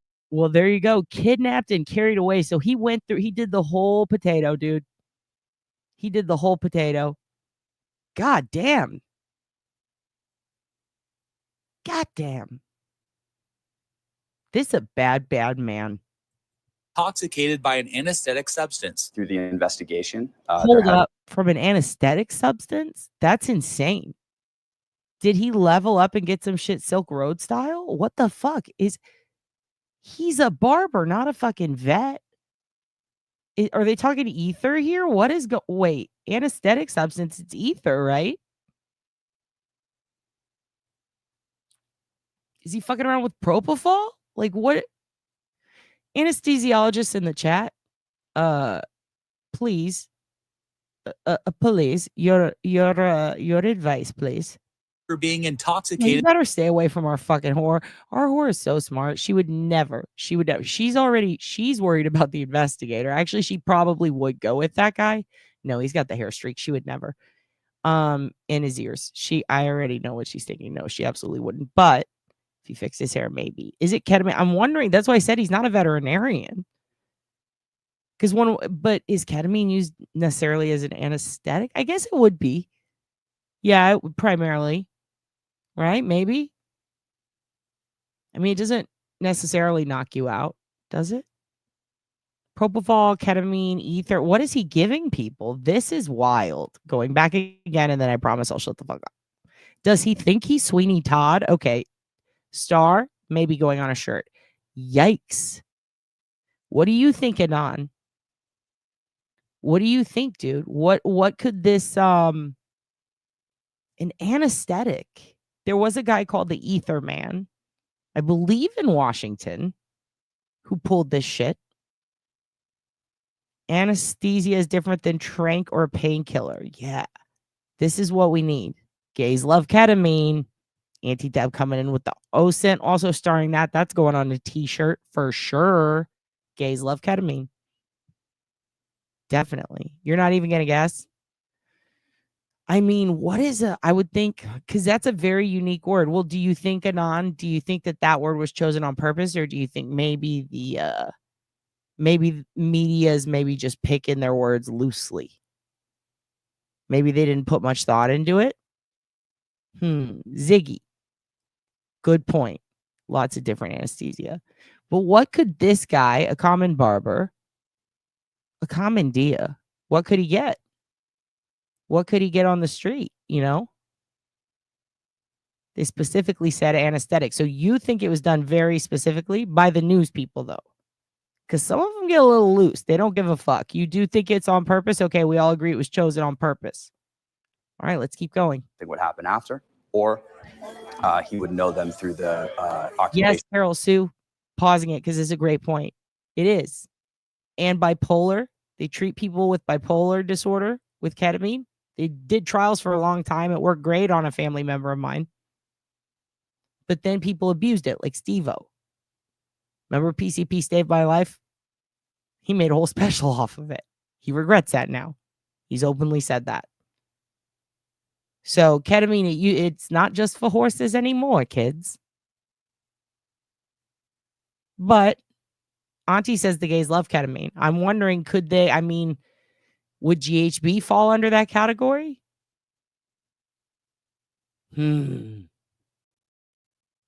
Interesting. Definitely on purpose. No. Propofol sounds like plus booze. Yes. Not an anesthetic drug. I was throwing K out. Okay. Or not an anesthesia drug. This is very fascinating. Did they just arrest the ketamine queen in Los Angeles? Yep. That is how Matthew Perry died.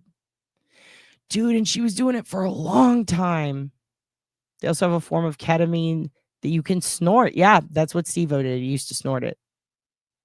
And people would, what do you call it? Fuck. They would do knife hits of it while it was boiling and snort it up their nose in the 90s.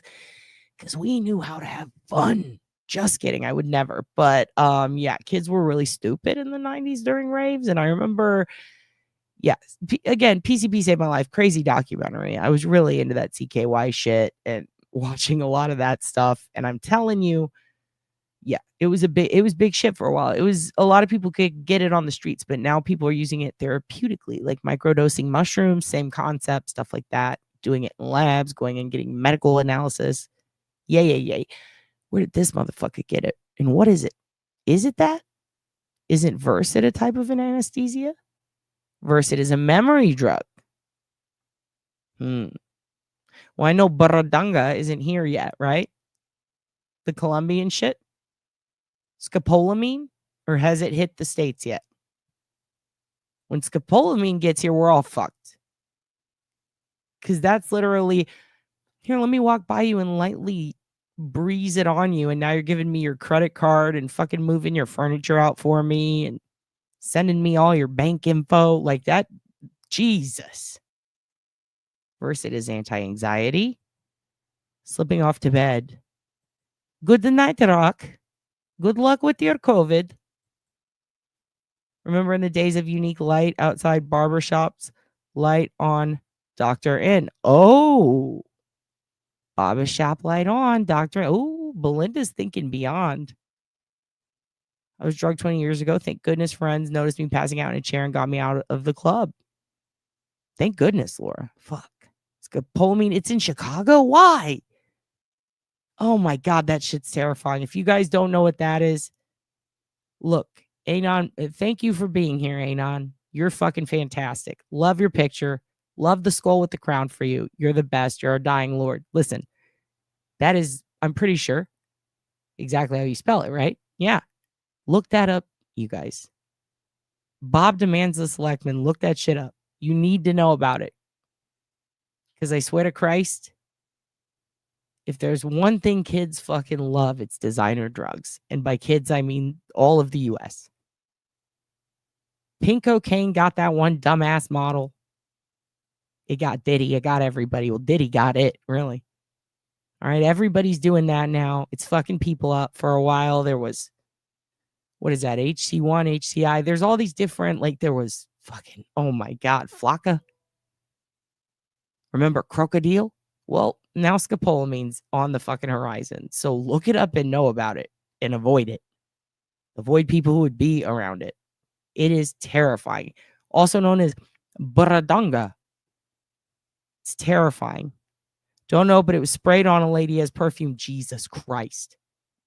Literally, it's like, you know how in if you ever saw SLC Punk when the acid soaks through Devon Sawa's pants and then he's fucking tripping balls, just it touching his skin, that visual. That is literally scopolamine. The slightest trace touches you and you are putty in someone's hands. You lose the ability in your brain to say no. You are a dumb 4-year-old child. Yes. What can I do? It's bizarre. It sounds like something from a fucking comic book. But people lose everything and they end up in horrific situations all over the southern hemisphere, and it's just fucked. Look it up. Vice did a pretty good documentary on it a while back. It is new. It's new to a lot of people. It's not a U.S. thing. It is not a U.S. thing. If it is the same shit and they're giving people that for motion sickness, holy fuck. It is literally, it just dumbs down your senses. It makes you agree to everything. You are literally Mrs. Agree. You know what? That would be a great use for it for labor. Because they're just like, sure, I'll push. And it must be mild traces. This shit is concentrated. They explain this. It's like how fentanyl, the tiniest amount will fuck you up. This stuff in the property, in the form that they have it, people are using it to literally rob tourists constantly and their own people. And it is crazy as fuck. Oh my God. I am so sorry that happened to you. And oh shit, this could have been Uncle Frank, honestly. Probably tried to take your kidney. Yeah, that's totally your Uncle Frank. He did that. I'm so sorry. I will have a talk with him. I'm sorry about that, Foxy. I mean, I don't know if he drugged you, but he definitely would have taken your kidney. You know? I mean, thank God you didn't, but I bet that was the plan. He's been trying to get a kidney for a while. He had his barber. Court documents reveal that one of the victims was unlawfully restrained while Sarqueño Orla sodomized him. The other, a client of Sarqueño Orla's home barber business, was allegedly kidnapped and carried away after being intoxicated by an anesthetic substance. Through the investigation, there has been video evidence obtained that does depict various assaults. And that's still information that we're processing and gathering. Sarqueño Orla was first arrested and posted a $250,000 bond in August for sexual assault before the second. Okay, this is a rich son of a bitch. He posted a $250,000 bond? So what's that, 25K? Oh, he got money. Uh-oh. Allegations surfaced. He missed his October court date, and investigators are confident he is no longer in the area. Evidence suggests assaults may date back to 2018, and the district attorney's office is asking for other victims to come forward. We will very much take great priority in their anonymity and protecting their names as much as we can throughout this process. We would encourage them, if they do think they're a potential victim of the defendant, to seek testing for sexually transmitted diseases. If you have any information, contact Mountain View Police or... Holy fuck, dude. Really? This guy fucking sucks. Definitely be on the lookout. Call the police for this fucking guy. Oh my God. This better not be what it looks like. This guy sucks, dude. Ladies, tell your gays. Show them his picture. Okay? Don't just be on the lookout. Assemble the family. Get your gays. Emergency family meeting. Look at this motherfucker. If you see him at a bar, call the police. Okay? You got to warn them to protect them. Because they don't always like watching this bullshit all day. This is really some lady shit. No offense, guys, but like we are definitely very nosy, and we are a group, and we were able to grab a couple of them, the biggest whores of them all, and we love them. All right. But I know all of you have a ton of gays out there, and you got to tell them. You got to tell them about this bastard. I hate this guy.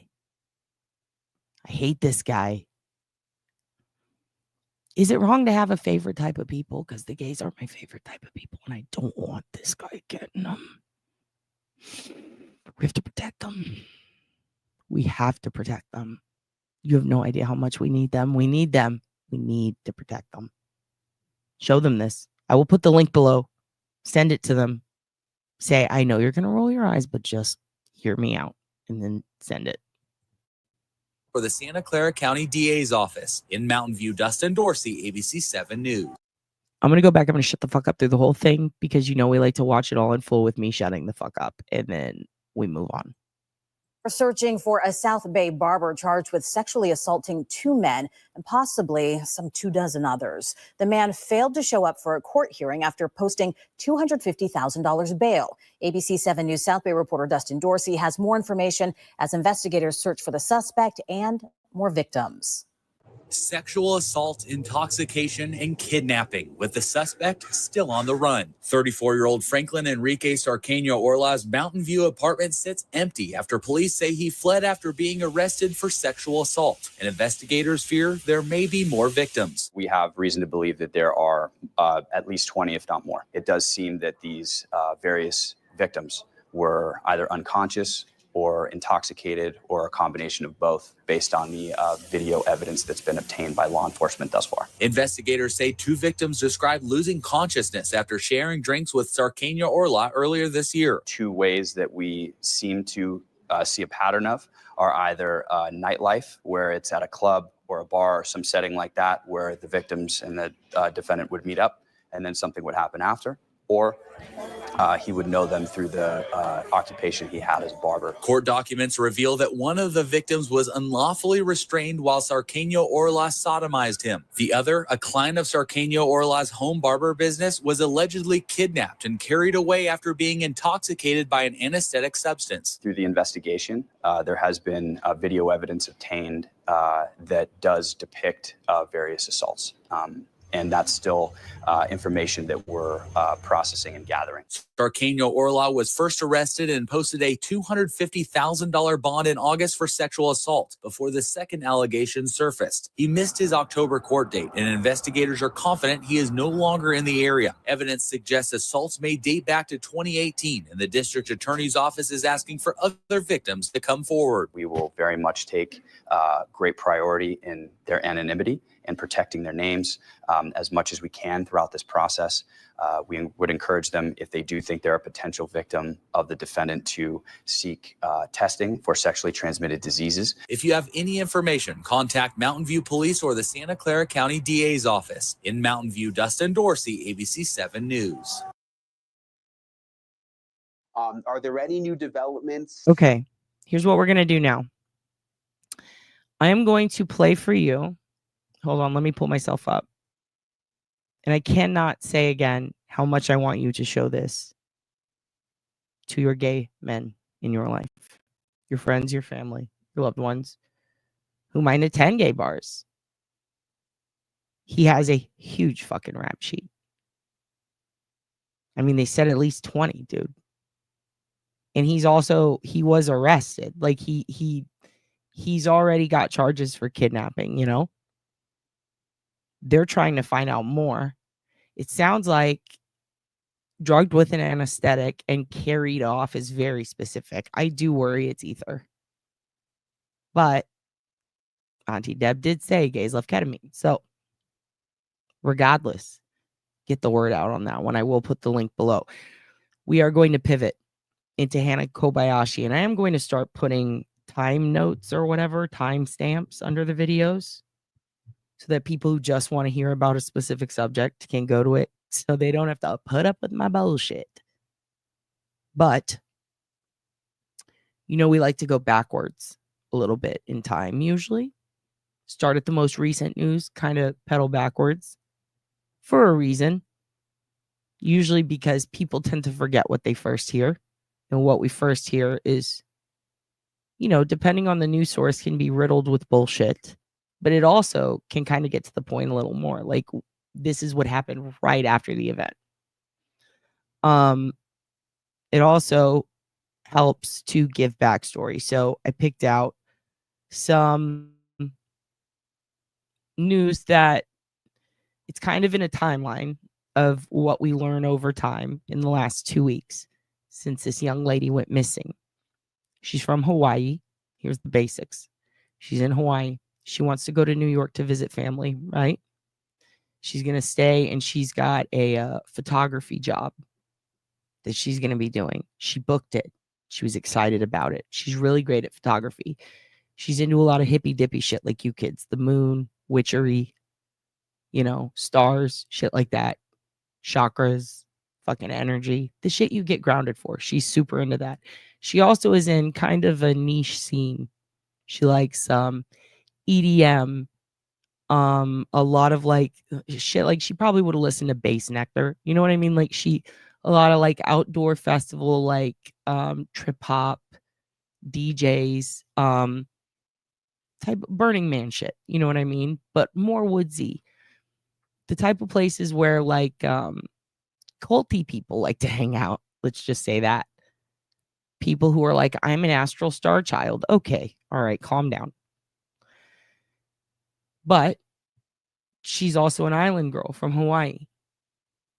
She very much loves her family. She's a good girl. She gets good grades. She's a nice person. She has a lot of friends, but a tight bond with her family. She likes to go to the beach. She's all about Ohana. You know, she's a sweetie.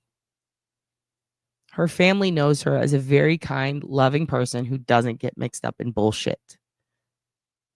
But keep in mind, she also likes to go to DJ stuff, parties.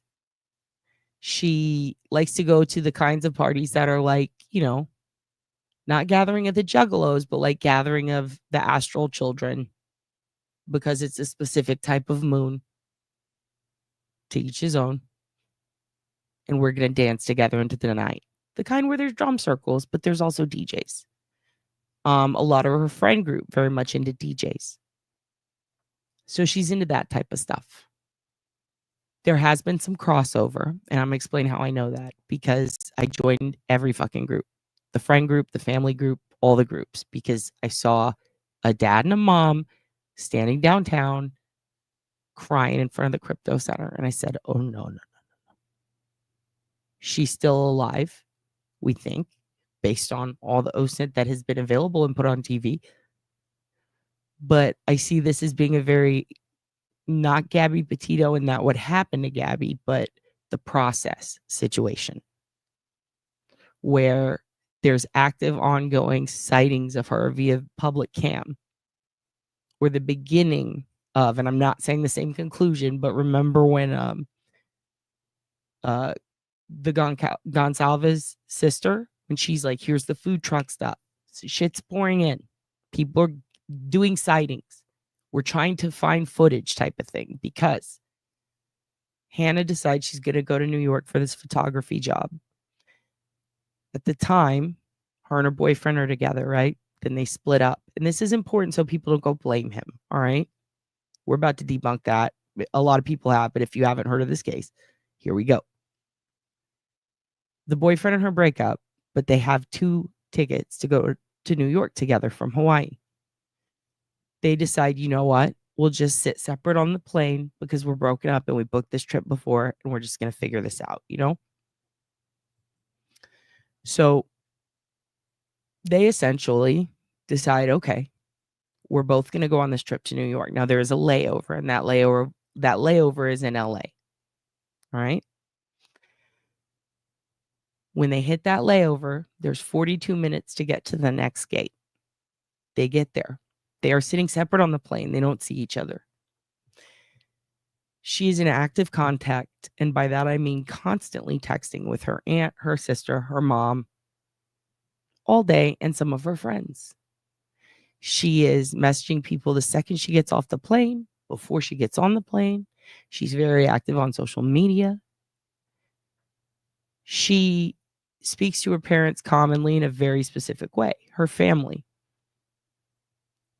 Through text, we can kind of see a third side of her, because to her friends, she talks in another way. But through text, what we see in this time span from when she lands to the airport to when she disappears, the one thing the 2 groups definitely have in common, aside from both wanting the best for her, wanting to find her and worrying about her, is the family and her friends.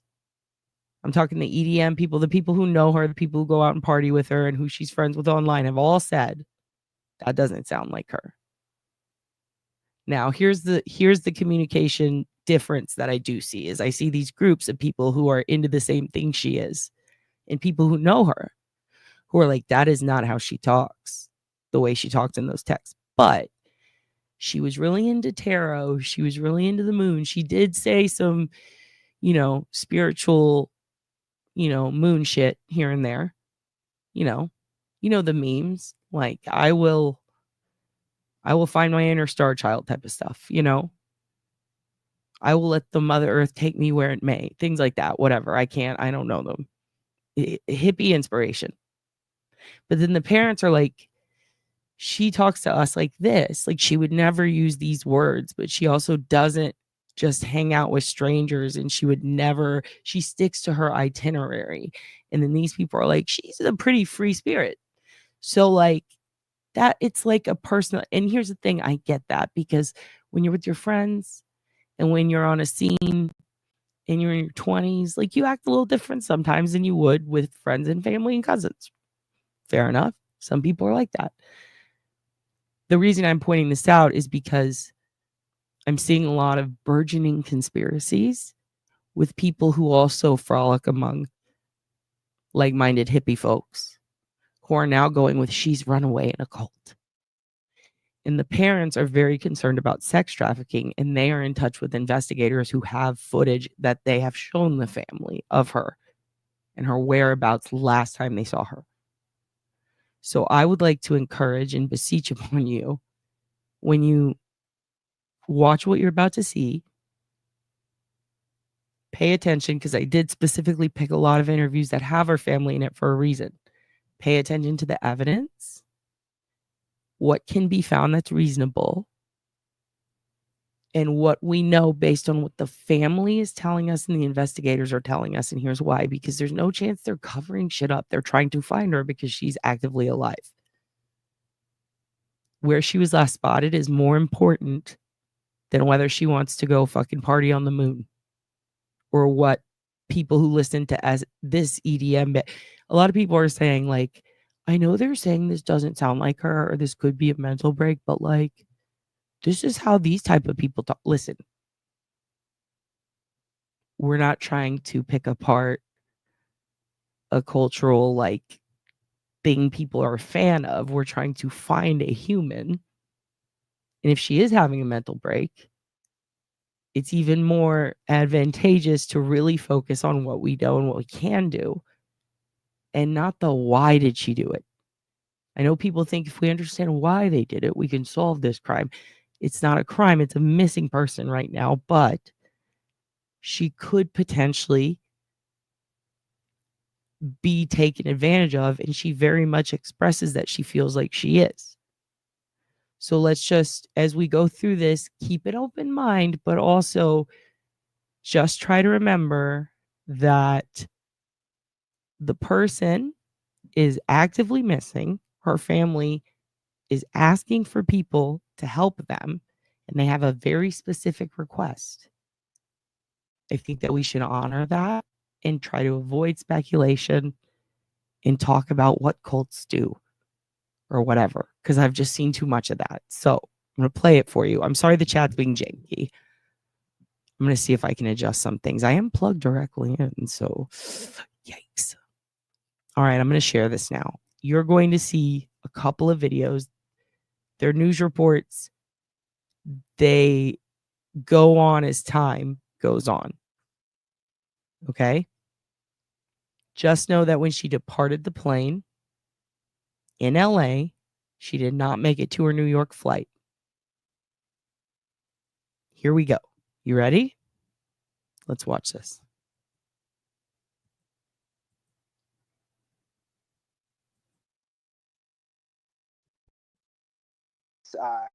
Have you heard anything new from police? No, today's been 12 days since we've last heard from her and since her phone has gone dead. By the way, this is the most recent report, okay? So this is from literally today, and we're going backwards. Chat didn't stop. I think that people just aren't engaging in chat right now, maybe. Also, make sure that you filter from top chat to all chat. And now it's just kind of a waiting game. The family did all they could to try to find, to try to do their own investigation, but now it's in the hands of the police and the investigators. One thing I'm confused by is that she went back to the airport and was trying to, it sounds like, buy a ticket so she didn't have to be on standby. So if she went back to the airport, it sounds like she wanted to get to New York. So something, I guess, happened from the time after she went back to LAX. Is that right? Yeah. So from what we can tell, and just to let you know, she landed at 9:53 p.m. On Friday. So it was late in the evening. So what we can tell is that she was on standby. The reason that she was going, out to the same place, the Grove, she must have been staying there somewhere around that area. She felt safe there. It's very touristy. And then she was at the airport speaking with an American Airlines agent, and she was like, I want to get out of here. And that kind of lines up with the frustration via the text messages. And then, on the 11th, it was just the strangest text, the most bizarre text. It caused such alarm in the family before we even knew something was wrong. And then, through our investigation, we were made aware of video footage of her on the metro late in the evening on the 11th and being, exiting the train at the Pico station at the Pico station at 10 p.m. is terrifying. It's dangerous. There's no reason that Hannah would go there unless she was misled, unless she was forced to. Or unfortunately, now we're thinking unless she was drugged. We obviously haven't been able to see this surveillance video. Police haven't released it. I'm just thinking all these places she are the kinds of places there would be a lot of cameras. The subway station, the shopping center, the airport. Has the family been able to look at any of the video? Because, as a family member, you can tell if someone's acting strange or if something is up.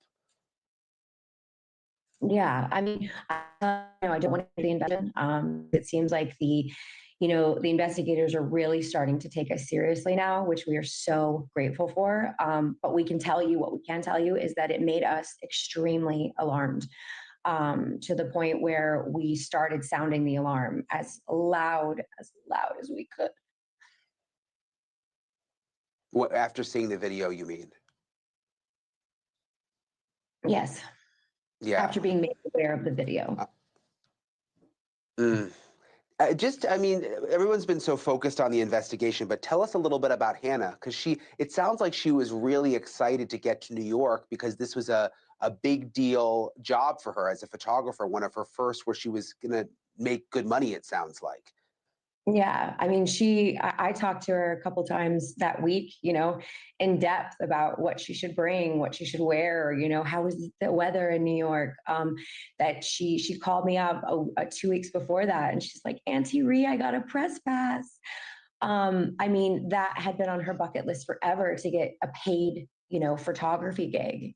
She'd been working up to it for the past 5 years. And she had an itinerary that she sent her mom that was like detailed. It had, like whole agendas of where to eat, what museums to go to. She had a hotel room that she paid, a couple $1,000s that stayed empty the whole time. It doesn't sound like she would have wanted to miss that trip. No.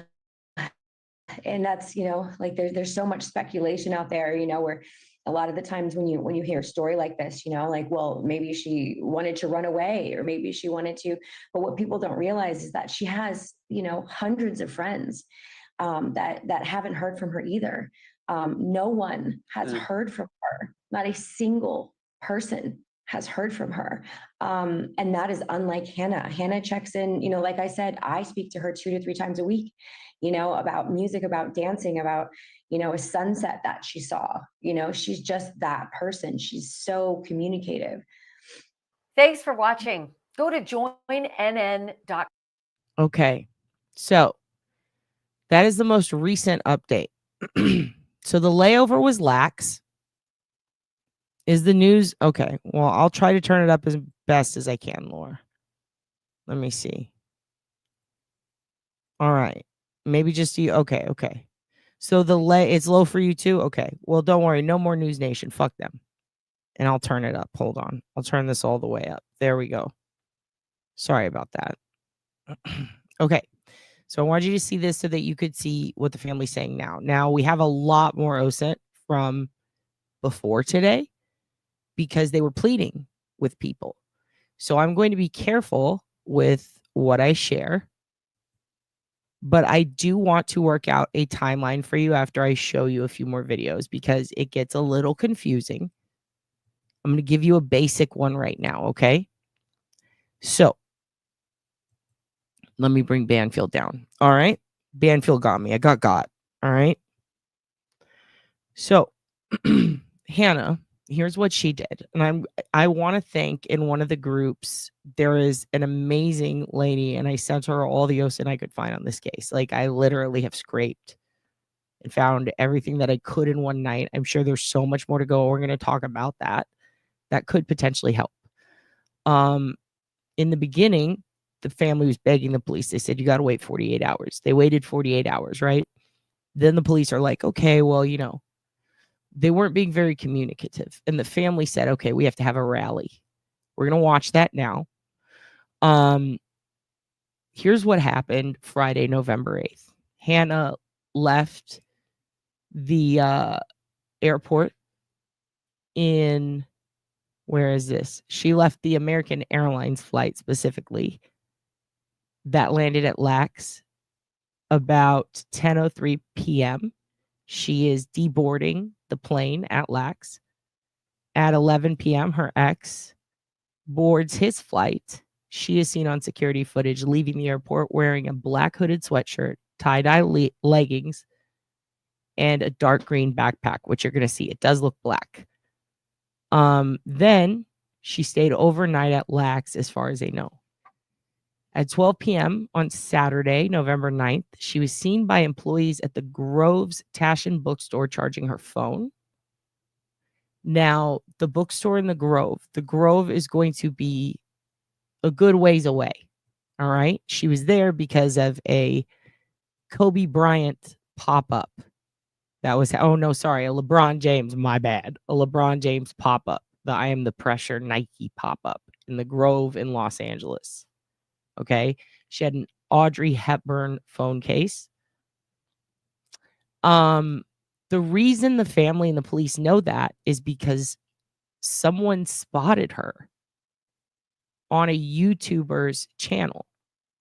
And she just walks by in this video. And he was there. And the family knew, they just knew that she was at the Grove. They didn't know why yet.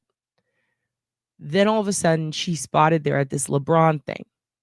Then there's CCTV that pops up of her at this bookstore. So she's at the Grove. She's looking around.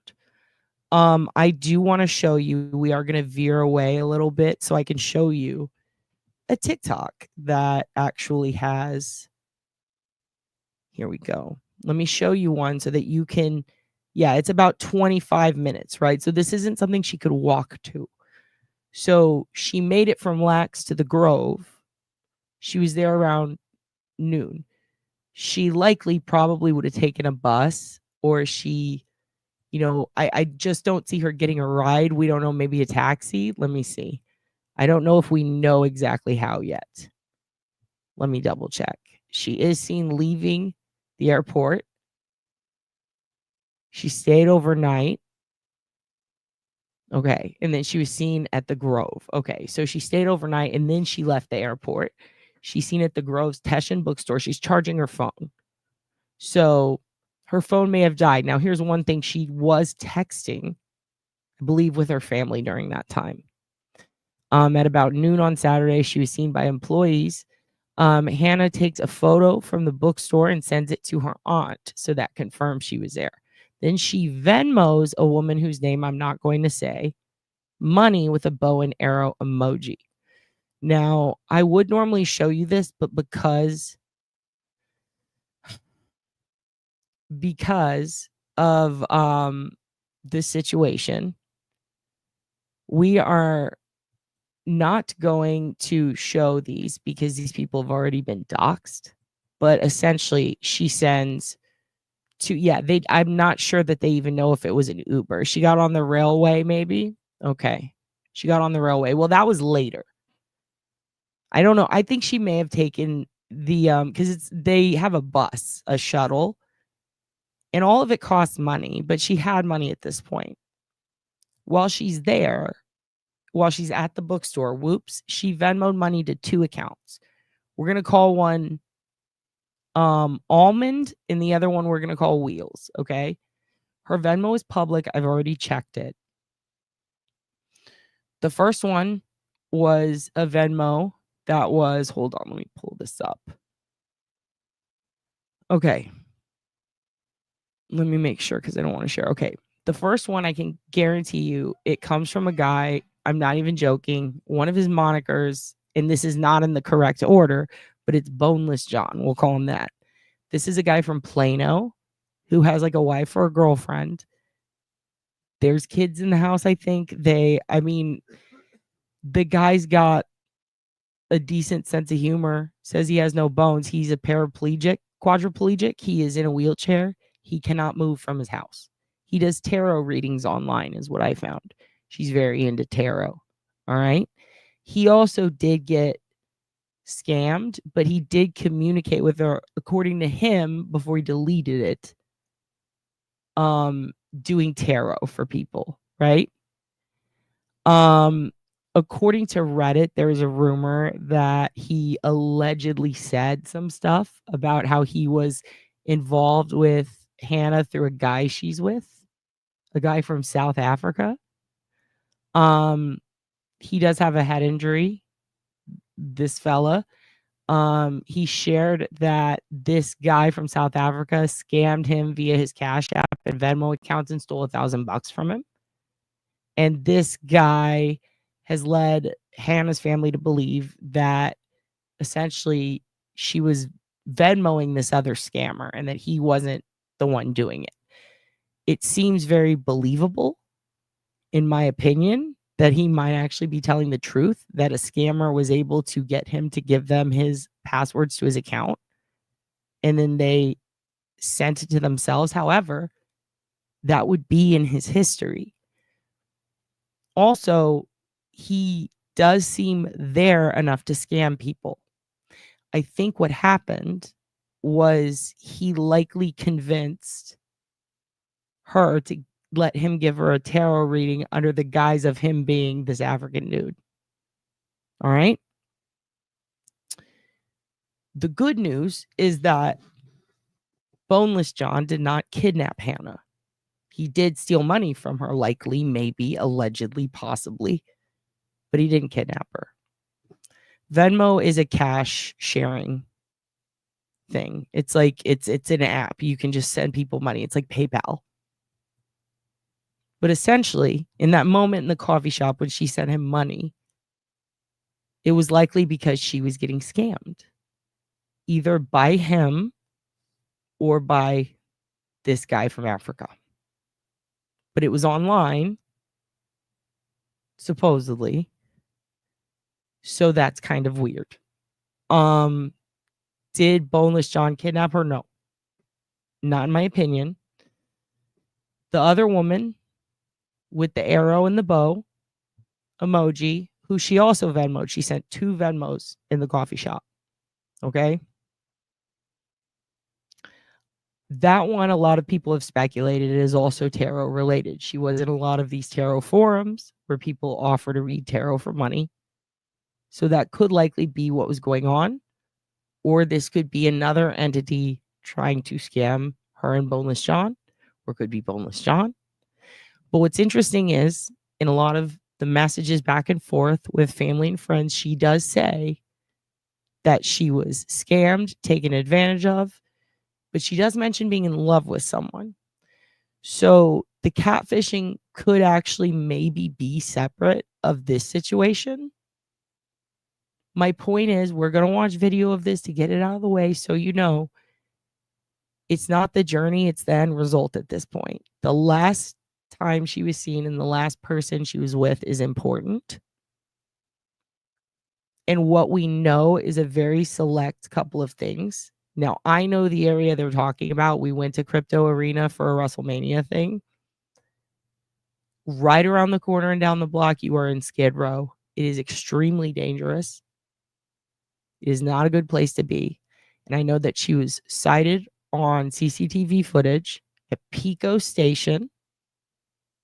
And she was with an African-American dude who brought his bike on the train or on the bus, the line, whatever they arrived in. And that she didn't look well, according to some people, her family. Now, people who had up close personal interactions with them, I'm going to get this out of the way now and tell you. Oh, yeah, but let me go back. She spotted at this LeBron James pop up in a YouTuber's video, just like they saw Gabby's van. Boom, she pops in and out. You're going to see some of that in the videos we watch. All right. She's then back at Lax that evening. I believe that is when she likely picked up her luggage. According to this chick on TikTok, she attended Christina Ricci's signing event for Cat Full of Spiders tarot deck and guidebook. However, that has not been confirmed by the family, but supposedly this lady on TikTok has proof of that. Regardless, again, it's the journey. That's kind of the side fluff right now.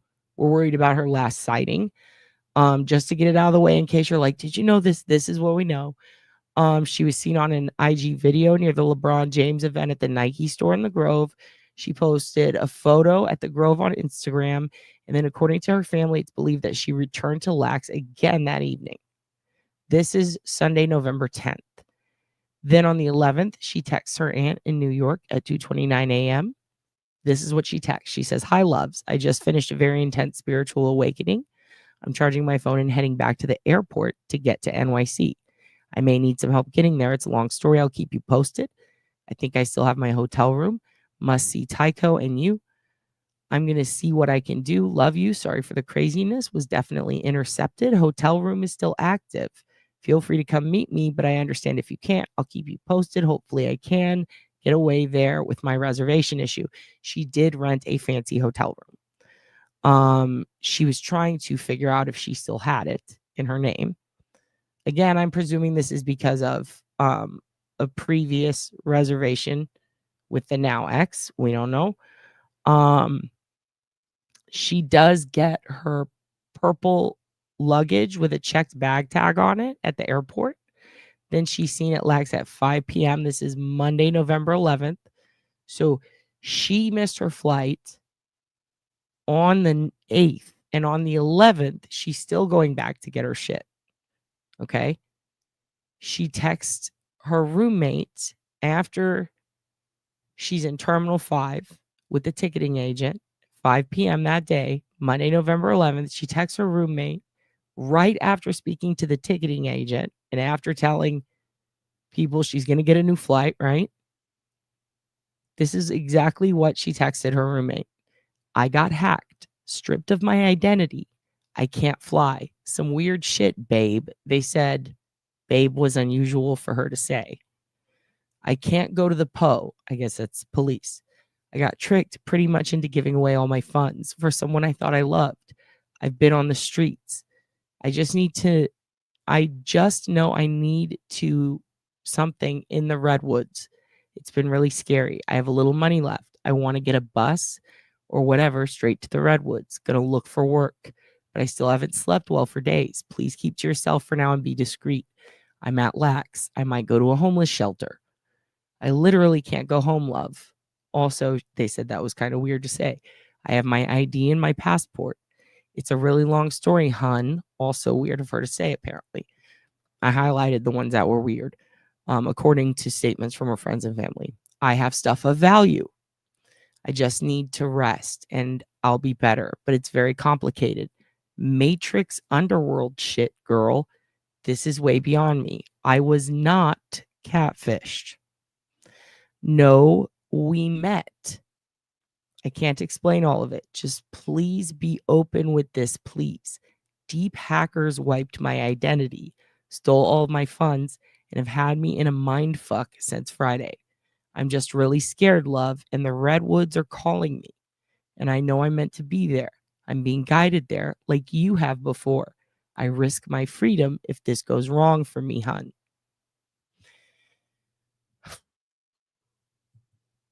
That is a lot.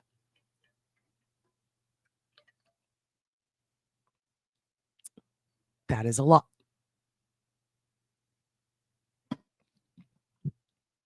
Now we're going to watch some videos so you can get visuals of this. All right. Let me pull this up for you. Biased coverage.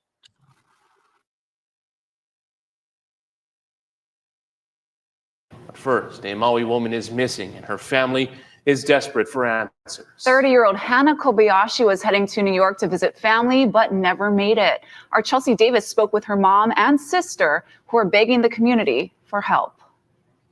Hannah Kobayashi loves to travel. The 30-year-old was heading to New York City on Friday to visit family, but missed her connecting flight out of Los Angeles and disappeared. Didn't hear from her, and then I texted her, "Hey, are you in New York City yet?" She just texted me, "Not yet." My sister, I reached out to her, and I'm like, "Hey, have you heard from Hannah?" She's like, "No, she's supposed to meet me at the hotel in New York City, and we're supposed to go to a show tonight." And I'm like, "Oh, this is really weird." Hannah only had 42 minutes to make her connecting flight. Her mom thinks she might have missed it. And this short YouTube video surfacing just today backs up her belief. It shows Hannah outside of an event in Los Angeles on Saturday. There she is right there.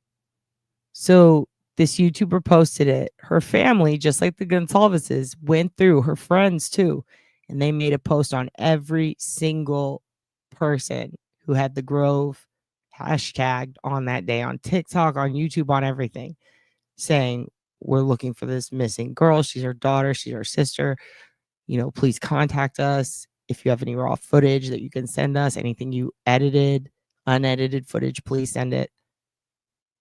And there was a YouTuber who had already posted this, and they spotted her, and it's amazing. I'm telling you, the family did all the fucking work with this one. The last pin location the family has of her phone shows Hannah back at LAX on Monday. We just wanted to get the word out as soon as possible, because the more time that passes, the less we know of what happens. You know what I mean? It's like, and anything could happen. Yeah. I mean, you hear about like trafficking and strange things. The family has not heard from Hannah, but a friend did receive text messages from Hannah's number on Monday saying she got tricked into giving away all her money for someone she thought she loved. She heard from Hannah, you know, at LAX. She was at LAX, and she said that she was scared. She texted her that she was scared and that she couldn't come back home or something. It was just really weird text, and it's weird to me because it doesn't sound like her. Like there's just something off about it. So I wasn't too sure. I don't know if it's her or if someone else was texting. They said Hannah was looking forward to seeing her auntie in the Big Apple, even making this handwritten itinerary stating bucket list dreams become a reality. So just so you know, and yeah, they did. A TikToker found it, I think, from the guy's YouTube video, because it was a guy, and they did show the YouTube up there in the corner. He was the main source, but somebody found it. I think it was her family, who either got in touch with the TikToker or posted, and the TikToker got in touch with them. But yeah, it's fucking crazy. And again, OSINT, that's people looking out, people going, "Oh, hey, is that her?" Yep. And then Skid Row and Redwood, yeah, they are. So while she says she wants to go to Redwoods, which all the way, you got to go towards what, Cambria. You got to go up past the Seals, past the fucking Goonies Rock, all that. That's fucking PCH shit, dude. Beautiful. But that is a big fucking drive, right? And then people were saying, well, maybe she met this other Redwoods up the 5. Yeah. And so, or the 101. And you could go through mountains or not. And it's so far from where she ended up. So think about it this way. She goes from, and I have a map. Let me pull it up. Hold on. I made links. I made a whole chart I'm going to put under this that's going to help you guys to navigate this. And so I'm going to beseech you right now, just ignore the Venmoers for the time being, because that's all silly. Okay? That we already know what's up with them. So at the risk of not doxing old Johnny No Bones, we got to be chill. Let me minimize this, and I'm going to show you guys some stuff. And I wish I could show it to you bigger than I had intended, or I intended to show it to you bigger, but I think this will be good enough. I'm just going to show it to you straight from a Google Doc I made. Here we go. All right. So I know it's not as big as I wish it could be. Whoops. Let's maybe zoom in a little more. We'll do 90%. Okay. So she starts at LAX, right? I put SoFi Stadium in there because there was a woman, who stated that she was pretty sure she was sitting behind Hannah at a Dodgers game and she was with another guy. Or not a Dodgers, can't remember the team, Rams. Okay. Now, some people called bullshit, but this lady's like, I already sent the info to the family. I guarantee it was her. She was with a guy. She looked tired. Okay, that's a common report. Still haven't found confirmation of that yet.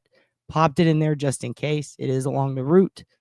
But she made it from here up to the Grove, then back to the fucking airport, right? And then the next thing you know, she's boop, boop, boop, boop, boop, Pico Station. All right, which is right here. Pico Station is at the corner of this intersecting of the 10 and 110. All right, just the big old cross, north to south, east to west, right here. And then boom, you got all of downtown, Chinatown, Dodger Stadium up here. That's real pretty. And then you've got Fashion District. Whew. I mean, it's all kind of fucking terrifying right here. Some of it's beautiful. You got Crypto Stadium. That's nice. Then you got creepy ass Cecil Hotel right there. You got the Last Bookstore. That fucking rules. But then you also have Skid Row. Fucking terrifying. But Pico at Union right here. This is where she is spotted at the station getting off with a guy who was, I think they describe him as a thin African-American male with a bike that he popped on the train or whatever, the bus, whatever. And I still haven't figured out if it's a train or a bus. Everyone calls it a line. But yeah, she apparently looked exhausted. She looked tired. She looked out of it. According to her family, she looked like she was in distress or didn't look good. She didn't look herself. But to people who were there, apparently they spoke with the couple. That's what they said. A woman and her kids. And he was nice. And she just looked tired. So that's interesting. And they get off right here. Now, why is this concerning to me? Because boom, Skid Row. And it is really scary. It's not a good place for a lone female to be. But also, this is a big trafficking area. This is a big stabby area. It's spooky, you know? It is not a place that you want to get lost because there are a ton of people down there. A fucking ton. It is a problem. Okay, then we're going to scroll down here a little just to give you an idea of how close. It is walking distance. Okay, so Crypto Arena's up over here. They're here. This is all you have to do. Boop, boop, boop, boop, boop. Very close. It is within, what, a mile, 2 miles? You can literally just walk. Boom. You've also got Figueroa. This is, I mean, we saw a lot of your Aunt Debs right here. Working girls. But not necessarily just working. This is a place, this is one of many tracks or blades.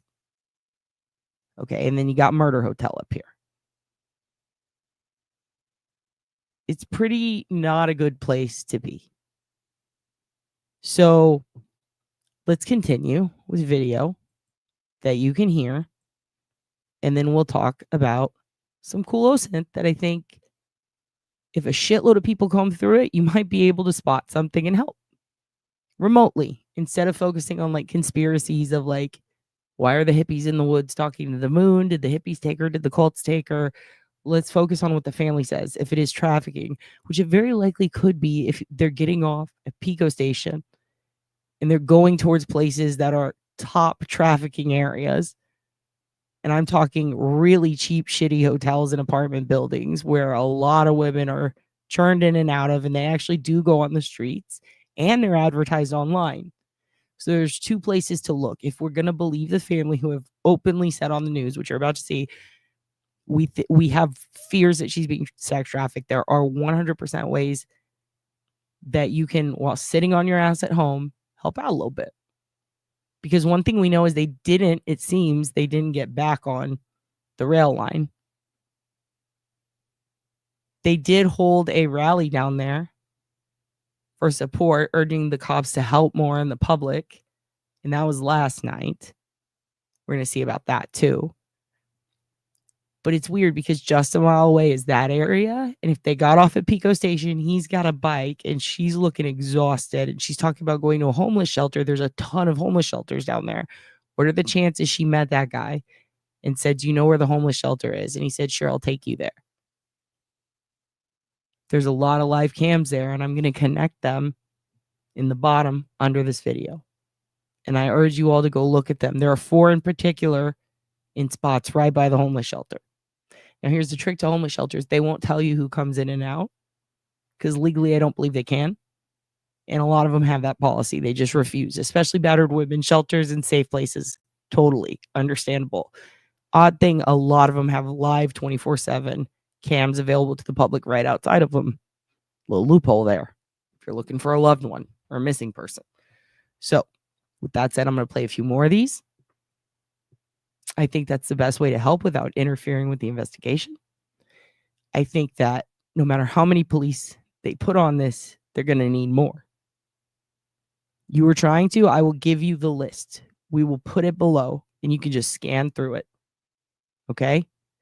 I will probably likely transfer it onto a public doc file so that you guys can share it with people. Because it's going to take a lot of people. Because not only do we want to comb through that, we want to comb through any street in that area that has a public cam, and there's a ton. And if she did likely go towards the Redwoods or attempt to, there's a ton. If you're trying to spot her in the Grove on a bus line, there's a ton. They're trying to build a timeline and find where she went.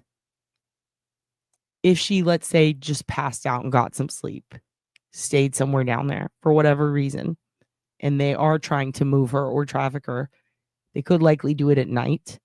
On some of these cams, you can pop them in the Wayback Machine and look at past stills of the archives the past week. See if that happened.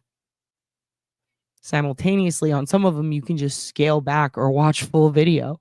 And on some of them, you can only see the live feed, so you can watch for potential movement now.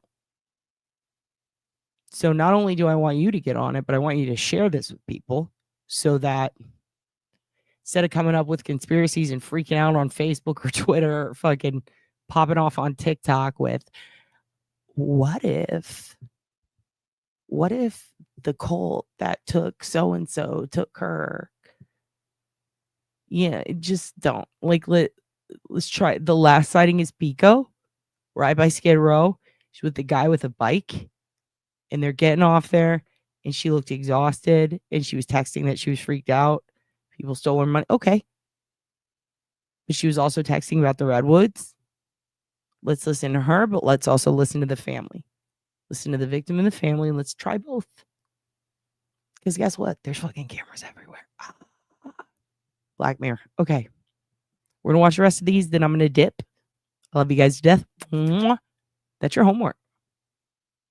The homework is ignore the Venmo shit. Ignore the other fluff. We're looking for sightings on public cameras so that we can try to find Hannah. We're going to watch these videos so you can get visuals of these people, so you can get more visuals of her, what she was wearing. They do here's the other thing. When they saw her on the last sighting at Pico Station, she was wearing the exact same thing that she was in the LeBron footage. People are trying to say that in the LeBron footage, she was wearing black tights. No, she was taking a picture of feet with black tights. Those were not hers. She's wearing tie-dye tights. She's wearing a black hoodie. She got her roller suitcase last time they saw her. All right, here we go. Also, Foxy, I see you. Let's definitely do a Discord thing. And I know that, like I said, you guys, you Cali girls, I bet Tiff is going to know a lot. I bet Kraken's going to have an opinion. I bet everybody from LA is going to have thoughts. I bet LA is going to have thoughts about LA. We're going to watch the rest of these so you can get visuals on these people. I'm going to fade out on the last one.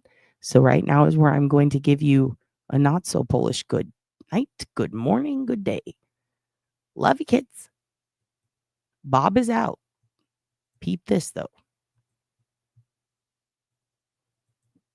They have made a missing persons report with LAPD and are also asking the public for help. Please just help her if you can, if you know where she's at, or you have the chance to just help her. Just please, we just want to bring her home. Chelsea Davis, Hawaii News Now. All right, moments ago, the family of a missing Maui woman holding a rally at Crypto.com Arena as they try to reach out to more people in hopes of finding her. It has now been 10 days since Hannah Kobayashi was last heard from. Eyewitness News reporter Sophie Flay is live in downtown LA, where her family says there's a dire sense of urgency to find her. Sophie? Ellen, that's right. And the family says that she was last seen in this area in downtown LA. And if you take a look behind me here, you can see that her friends and family are handing out Find Hannah flyers. There's a Lakers game tonight, so they know there will be a lot of people coming to this area. They say she was last seen wearing green leggings with a purple suitcase. Yeah, I mean, that's all we can do, Thank you so much for your support. And, Friends and family of Hannah Kobayashi holding a rally outside of Crypto.com Arena, trying to get more eyes on the missing Maui woman. Okay, thank you. I don't think anyone knows the feeling of urgency unless you have a family member that has disappeared. It's a feeling that I've never felt in my whole life. Earlier this month, Hannah was traveling from Hawaii to New York with. So to be fair, Foxy, though, we walked. I mean, when we left Lax, we walked pretty fucking far. It sucked. We walked way past the hotel. It was terrible. It was inconvenient, but we did walk to the stop. God, it hurt our feet. With the connecting flight at LAX, but she didn't get on that flight, sparking worry and a search. After missing that flight to New York, Hannah was spotted in the back of a YouTube video at the Grove. We've had confirmed sightings at the Grove of employees at a bookstore that met her, saw her. She filled out a questionnaire with her handwriting for her Hawaiian address. Her family says they received odd texts from her. One of those messages saying she had a spiritual awakening. Other messages saying hackers wiped her identity and stole her funds. The last time anyone heard from her was November 11th. Her phone was last pinged at LAX and has since gone dead. On Sunday, the family posted on Facebook that surveillance video had been obtained by LAPD. It was in the picture earlier. Let me see if I can back up to it so you can see it again. It was her leaving LAX. She's in there. Oh wait, no, it's not in that picture. It's just a shiny light purple bag. You'll see it in another video though.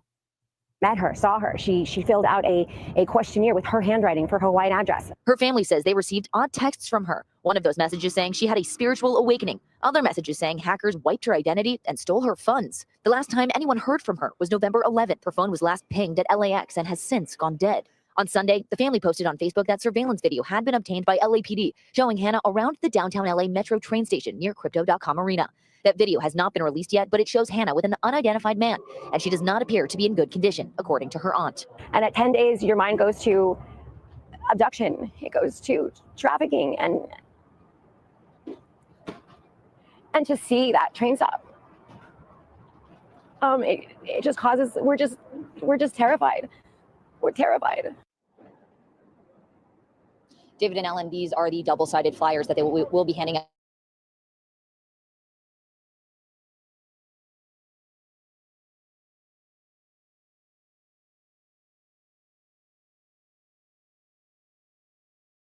Disappeared in LA. The FBI is now investigating what happened to Hannah Kobayashi. The 30-year-old missed a connecting flight from LAX to New York on November 8th. Instead, it appears she toured the Grove Shopping Center and went to a local event in the following days. Her family says they received text messages from her that were out of character, and they also obtained new surveillance video that shows her near the Pico Metro station. And they say she wasn't alone in that footage. They think she was abducted or even trafficked. And joining me now is her father and her aunt, Ryan Kobayashi and Laurie Pigeon. Thank you so much for being here. I'm so sorry it's under these circumstances. I know it's been, must be an agonizing time for you right now. How are you doing? We're really tired, but we are remaining hopeful, and we are remaining, vigilant. What have you learned? All these clues are kind of emerging. There's images and surveillance video. You saw the images at LAX. What are you learning on a daily basis, and what is the very latest in the case? So we, through our own investigative work, we've kind of tracked her down. Just a quick synopsis: she missed her flight. She ran. She was trying to connect her flight. We believe that she was on standby, and that because of that, she was going and just basically exploring LA. We have found out that she did charge her phone on Saturday. An employee confirmed it. We actually got proof of her filling out in her own handwriting a mailing list with her address in Hawaii. I just want to say I second everything Foxy is saying. 100%. Been down there a bit. Yes. Downtown LA is fucked, dude. It is Richard Ramirezville. The bookstore's fucking chill. It is spooky. It is scary. It is Vancouver in the mid 2000s down by the park on East Hastings. Like, it's East Hastings Street, but with a shitload more tents and more violence. And there are people who there are literally serial killers there weekly. Like, and you don't hear about them because they're killing homeless people, but it's all over the news. It's not a good place. It's not. There's a lot of trafficking. There's murder. There's flagrant drug use. The cops don't do shit to help. It's very scary. Every time people try to do an intervention on it or pop in to try to help the community, they get ran out. Is East Hastings still rough as fuck? God damn, it was bad last time I was there. Fuck. Well, yeah, it's basically East Hastings with a shitload more tents.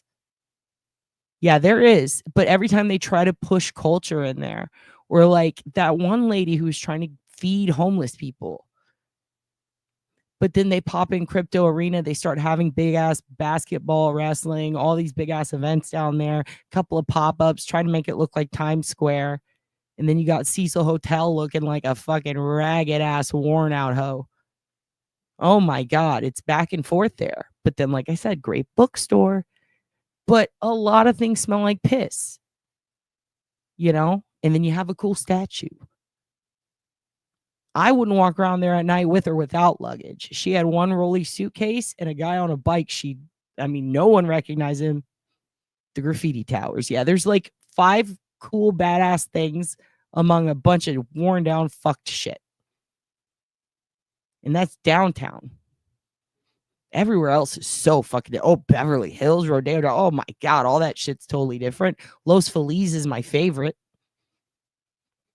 Hollywood's sick. We stayed in Koreatown. That was terrifying. There's a big ass. What was that? The Blade where Dylan saw hookers.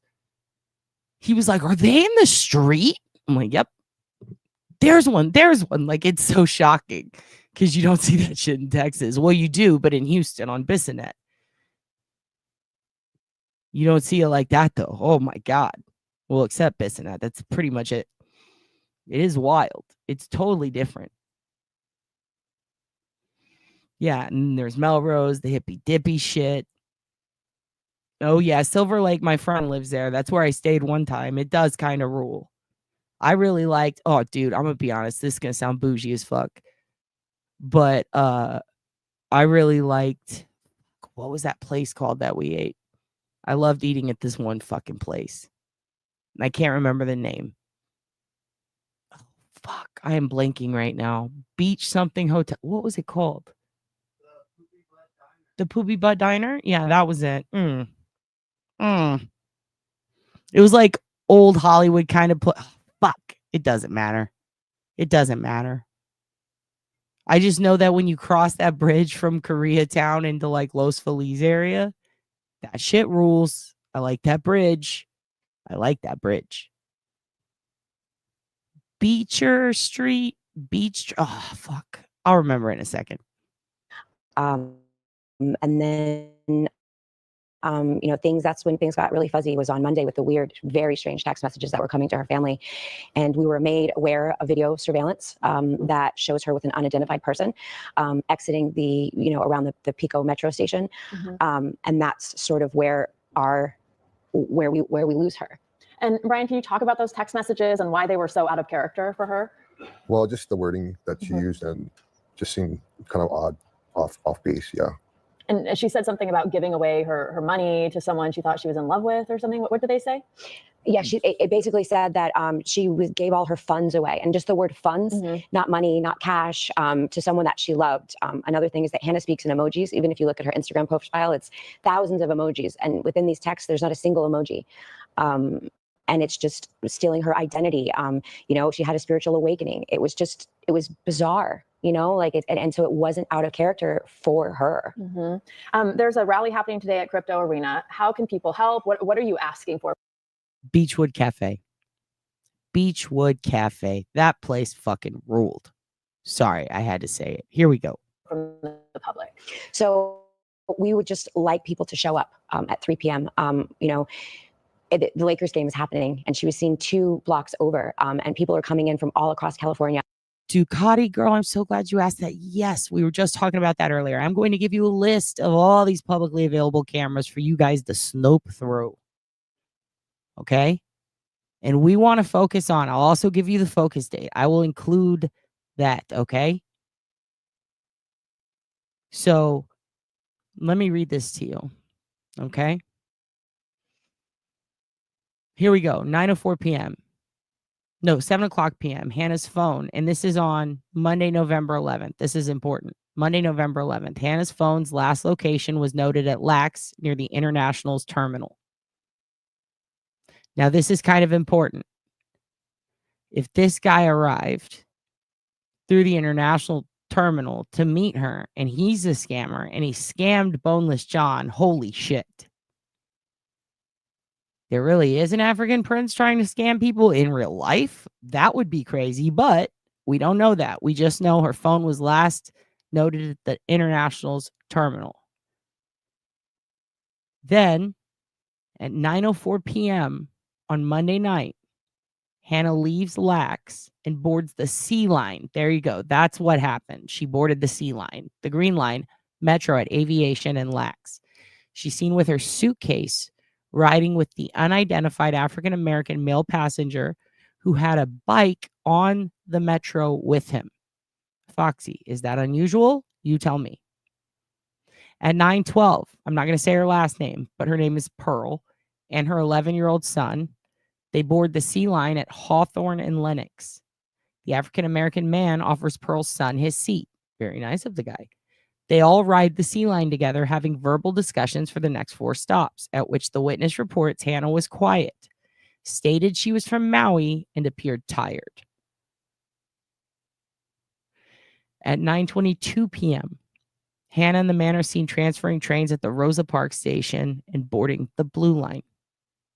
At 10:03 p.m., Hannah and the man are seen in video footage departing the Blue Line at the Pico Metro station. At 10:50 p.m., Hannah is seen on surveillance cameras with an unidentified person near the Crypto Arena and around Pico Boulevard and Hill Street in downtown Los Angeles. In the footage, it is evident, quote, that Hannah does not appear to be in good condition.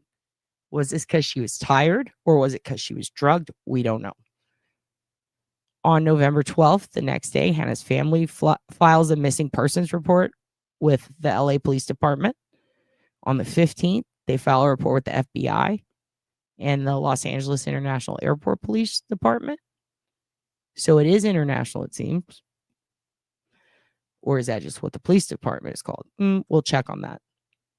On Monday, the 18th, the FBI joins the search for Hannah. On Thursday, the 21st, Hannah's family holds a rally at the Crypto Arena, and here we are. Okay? That's the breakdown. Here we go. Yeah, and I just want to say thank you to the public of Los Angeles because they've been so helpful. So if you can come to the rally, we're handing out flyers because the family doesn't know how long we can be here. So we can hand out flyers to keep the support going and to, just give an update to all the people and kind of create the narrative and the truth, and kind of dismay some of the crazy, wild things that are out there and let them see the family.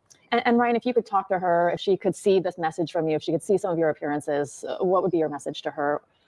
Love you, Hannah. Just love all the love and support she has. Everybody's praying for her safe return. And, we're just grateful for everything that everybody's been outpouring. That's been overwhelming. Yeah. And what is she like as a person? Oh, she's the kindest heart, and everything about her was just beautiful, Yeah. Well, we wish you the best. We wish a speedy recovery for her and that you get some answers. Thank you. Thank you so much for being here. I really appreciate it. Thank you so much. Thank you so Christine. much. The family of a woman who disappeared in LA is now pleading for help in finding her. She missed her connecting flight at LAX, and that's where the rest of the story gets a little bit fuzzy. The family tracked her last known movements to an area near Crypto.com Arena. NBC4's Darsha Phillips joins us with more. Darsha? Yeah, Colleen, the family of Hannah Kobayashi has been doing a lot of their own legwork. They say they've obtained surveillance footage that shows Hannah leaving a metro station 2 blocks away from here on Monday, November 11th. And they say that she was with an unidentified person. The family believes Hannah is in danger. My niece is missing and she's in danger. It's now been 11 days since Hannah Kobayashi's family has seen or heard from her. 30 years old. She's 5'10". She has brown hair. She was last seen wearing tie-dye leggings, a black sweatshirt, and a green backpack. More than 50 volunteers joined the family near Crypto.com Arena, passing out flyers of Hannah. She disappeared from LAX after missing a connecting flight to New York from Hawaii. It's just a nightmare. Every parent's nightmare. You know, it's just crazy. Yeah. We don't know where to start, where to begin. Hannah's father, Ryan, says not calling or checking in is completely out of character for his daughter. She's a beautiful, beautiful child that, you know, with an open heart, kind soul. Hannah arrived at LAX November 8th, missed her connecting flight to New York, and spent the weekend trying to get on a standby flight. The family says during the weekend, she periodically left the airport to sightsee around Los Angeles. Then on 11/11, the family started receiving very strange, weird, alarming texts saying that someone was trying to steal her identity. Someone was trying to take her money, that she was scared, that she was unsafe. The family became extremely alarmed. Calls to her phone on that day went straight to voicemail. Then the family was made aware of video surveillance footage, where she was boarding a metro with an unknown identified person. According to the family, she was last seen on surveillance footage on November 11th, getting off the metro at Pico Station around 10 p.m., right near Crypto.com Arena. LAPD has confirmed a missing persons report was filed. Family says detectives finally reached out to them today. We are trying to make them take us seriously because it's been 11 days, and just because she doesn't have a mental illness and just because she's not elderly and that she's not young doesn't mean that something didn't happen to her. And the family making it very clear that Hannah was excited about her trip to New York, that she had booked a photography gig there, and was very excited to spend time with her aunt, and also spent thousands of dollars on a hotel room. If you know anything about Hannah's disappearance, you are asked to call the police. Reporting live from downtown Los Angeles tonight, I'm Darsha Phillips, NBC4 News. Now to this, the family of a missing Maui woman who disappeared in Los Angeles nearly 2 weeks ago is holding a rally near Crypto.com Arena, where she was last seen, in hopes of finding Kobayashi vanished after Los Angeles, a cross-country trip. KTLA's Carlos Saucedo live in downtown LA, where her family is rallying tonight. Carlos. Micah, Sherry, good evening. Hannah has been missing for almost 2 weeks. Friends, family members, and volunteers, they've been out here the last several hours, canvassing the area, passing out flyers. Now, I spoke with Hannah's aunt and father moments ago. They're, of course, desperately looking for answers. Please, please, please do not stop saying her name. A family with a desperate plea to be safely reunited with their loved one. She's just a beautiful girl, inside, outside, you know, just reach out if you can at all, you know. And I can't even explain how much effort everybody, it's just incredible. Friends and family spent Thursday afternoon passing out flyers, canvassing the area where Hannah Kobayashi was last seen. A resident of Maui, Hannah's family became alarmed when the 30-year-old missed her connecting flight to JFK on November 8th. A surveillance photo shows that she landed at LAX for a layover, but never made it to see her aunt. Hannah's family has been tirelessly working to retrace her steps. On Sunday, November 10th, she was seen at a LeBron James event at the Grove. The next day, her phone was pinged at LAX. She was last spotted near Pico Metro Station, not far from Crypto.com Arena that night around 10 o'clock. She was seen with an unknown person. Hannah Kobayashi, your entire family is here. The entire world is looking for you. If you can and you have access, please reach out to us. You know, we're not mad, or will we be mad? And if someone has her, I want you to look at the pictures that we have posted. I want you to see this family, and I want you to know that she is so loved, and she is so special and kind. The family doesn't believe Hannah is safe. They think someone must have hurt her, since the area she was last seen at tends to get dicey late at night. Hannah is described as 5'10", weighing 140 pounds, with brown hair. And the LAPD is investigating, but they've not listed this as a critical missing persons case. Hannah's family hopes that changes soon. We're live in downtown LA. Carlos Salcedo, KTLA 5 News. Well, it's been almost a week now since a 31-year-old Maui woman disappeared in California. Los Angeles police have officially listed Hannah Kobayashi as a missing person, and some members of her family are on the ground there hoping to find her. Bryce Moore follows up.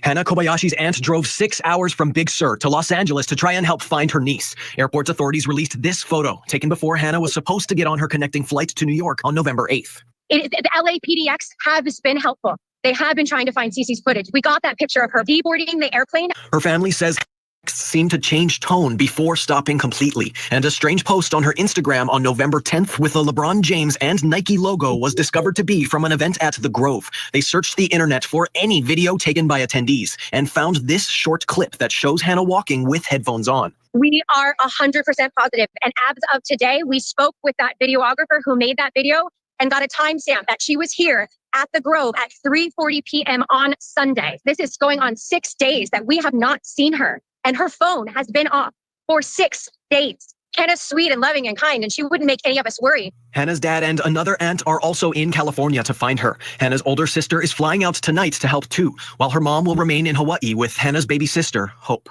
We have like an unwritten rule that we always check in, that no matter if it's me, Sid, Hope, or Hannah, that it's like, okay, I'm here and I'm safe. It's not a normal behavior of hers to just completely.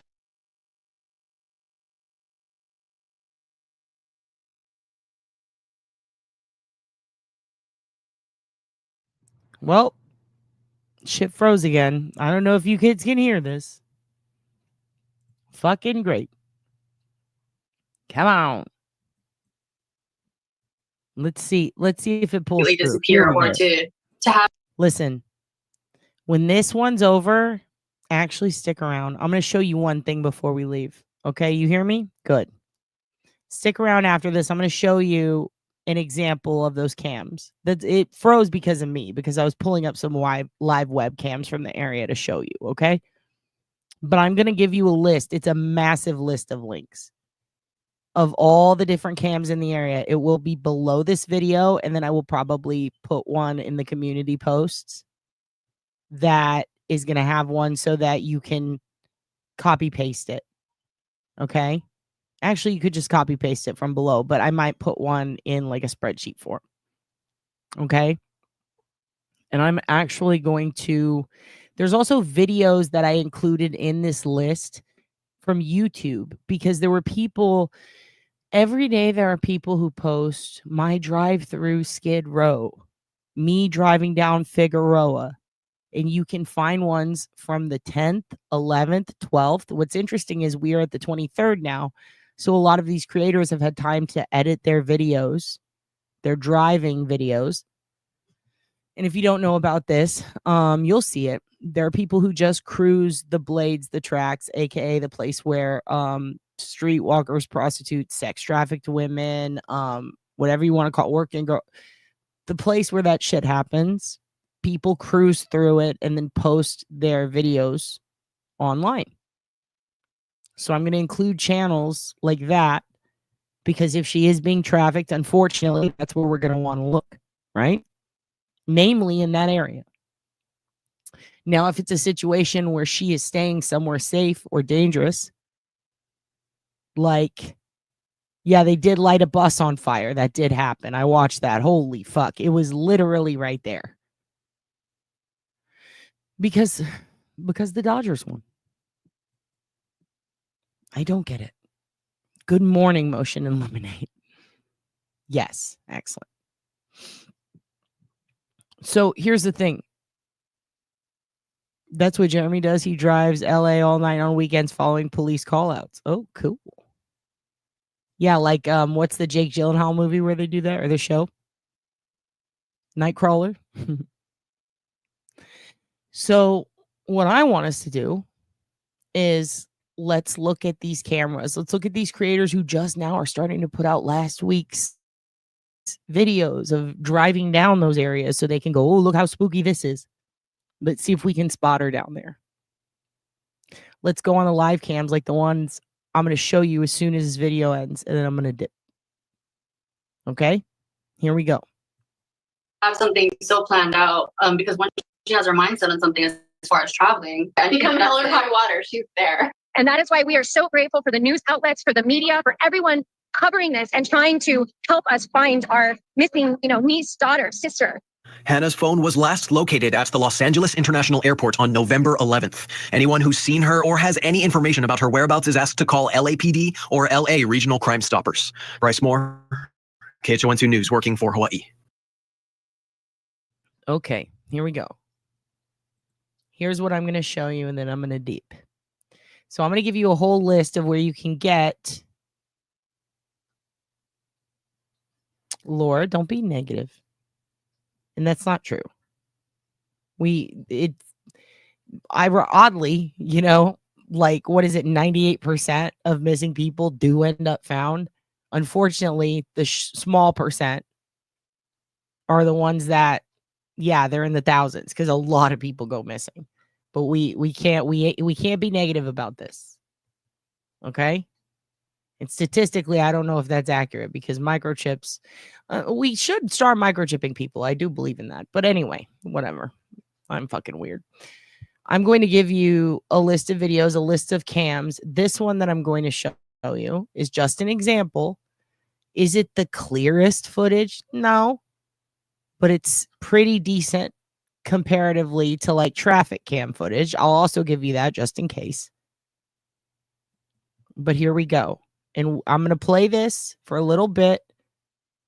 And then I'm going to fade out and hit back this video in 15 minutes. And you're going to see a big ass list of links of videos just like this. This is a live 24/7 cam that is right by this area. It's Skid Row in Los Angeles. And they give you the streets. I believe one of these is like Figueroa, and the other one is like literally probably around the corner, I think, or maybe 3 blocks down from the crypto center. All right, here we go. And I will include a link to this one too. Here we go. I'll microchip you, Laura. I'm gonna microchip all you kids. So it's buffering. Let me make it big for you so you can see.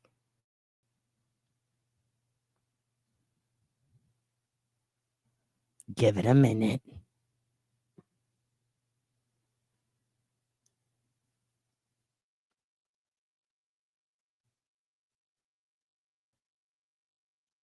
It is acting up because I have both streaming. And I did unplug my shit. We are on Wi-Fi right now. It's actually doing a piss poor job. It's a terrible example. It was working earlier. Hold on. Oh, wait. Let me stop sharing for 1 second. I have to adjust it on here. Okay, let's do this. There we go. Because I had one going, so I should pause that one. There we go. Here we go. Now I'm going to share it with you. So you can literally see people walk by real up close here. Now, the cool thing about these is a lot of these, you can see a guy on a bike right here. Boom. Oh, good. It's buffering. Excellent. But my point is, you can see people pass by the ones right by the station. So you have to pass by some of these cameras to get to specific places. So I tried to narrow down a couple that you kind of have to pass by. Now, what do I mean when I say you can use Wayback Machine on some of these? You can literally take this URL, especially on EarthCam and Webcam, pop it into the Wayback Machine, and put it on a date and see if there are screenshots. And in some cases, there are archives on these, especially like WorldCam. Now, again, my internet's fucking terrible. Maybe it's because, let's go up here. This is a pretty shitty, this one's a little foggy. So I was hoping to show you the other one. But these are 4 different locations.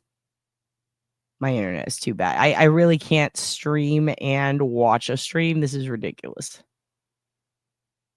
Here we go. That one's working now. There we go. See? You can see all these people go. Look at Pixelated Guy. But you can see all these people going by as it's happening if you have great internet. Here we go.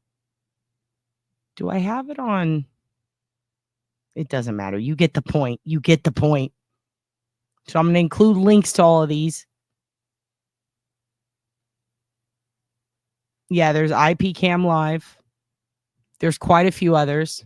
I'm going to include Mateo Blue, Go and Roam, EarthCam, Weingart, CWWP, Weatherbug, WorldCam, and then YouTube. And then I've got a few more that I need to test, and then I'll pop them on there. So you're going to have a whole list. Look, now it's working great. Look at that. Nope. I clicked a different tab. Now it's fucked up. The point is, yes, you guys can do that in Discord. Absolutely. By all means. Dad will find his password and join you eventually. Now, remember, if you're doing them through World Cam and a couple of it, look at there's a guy right there. Look, I can see you. Remember when we were looking at the one in New Orleans? Like this one, look, you can zoom in too.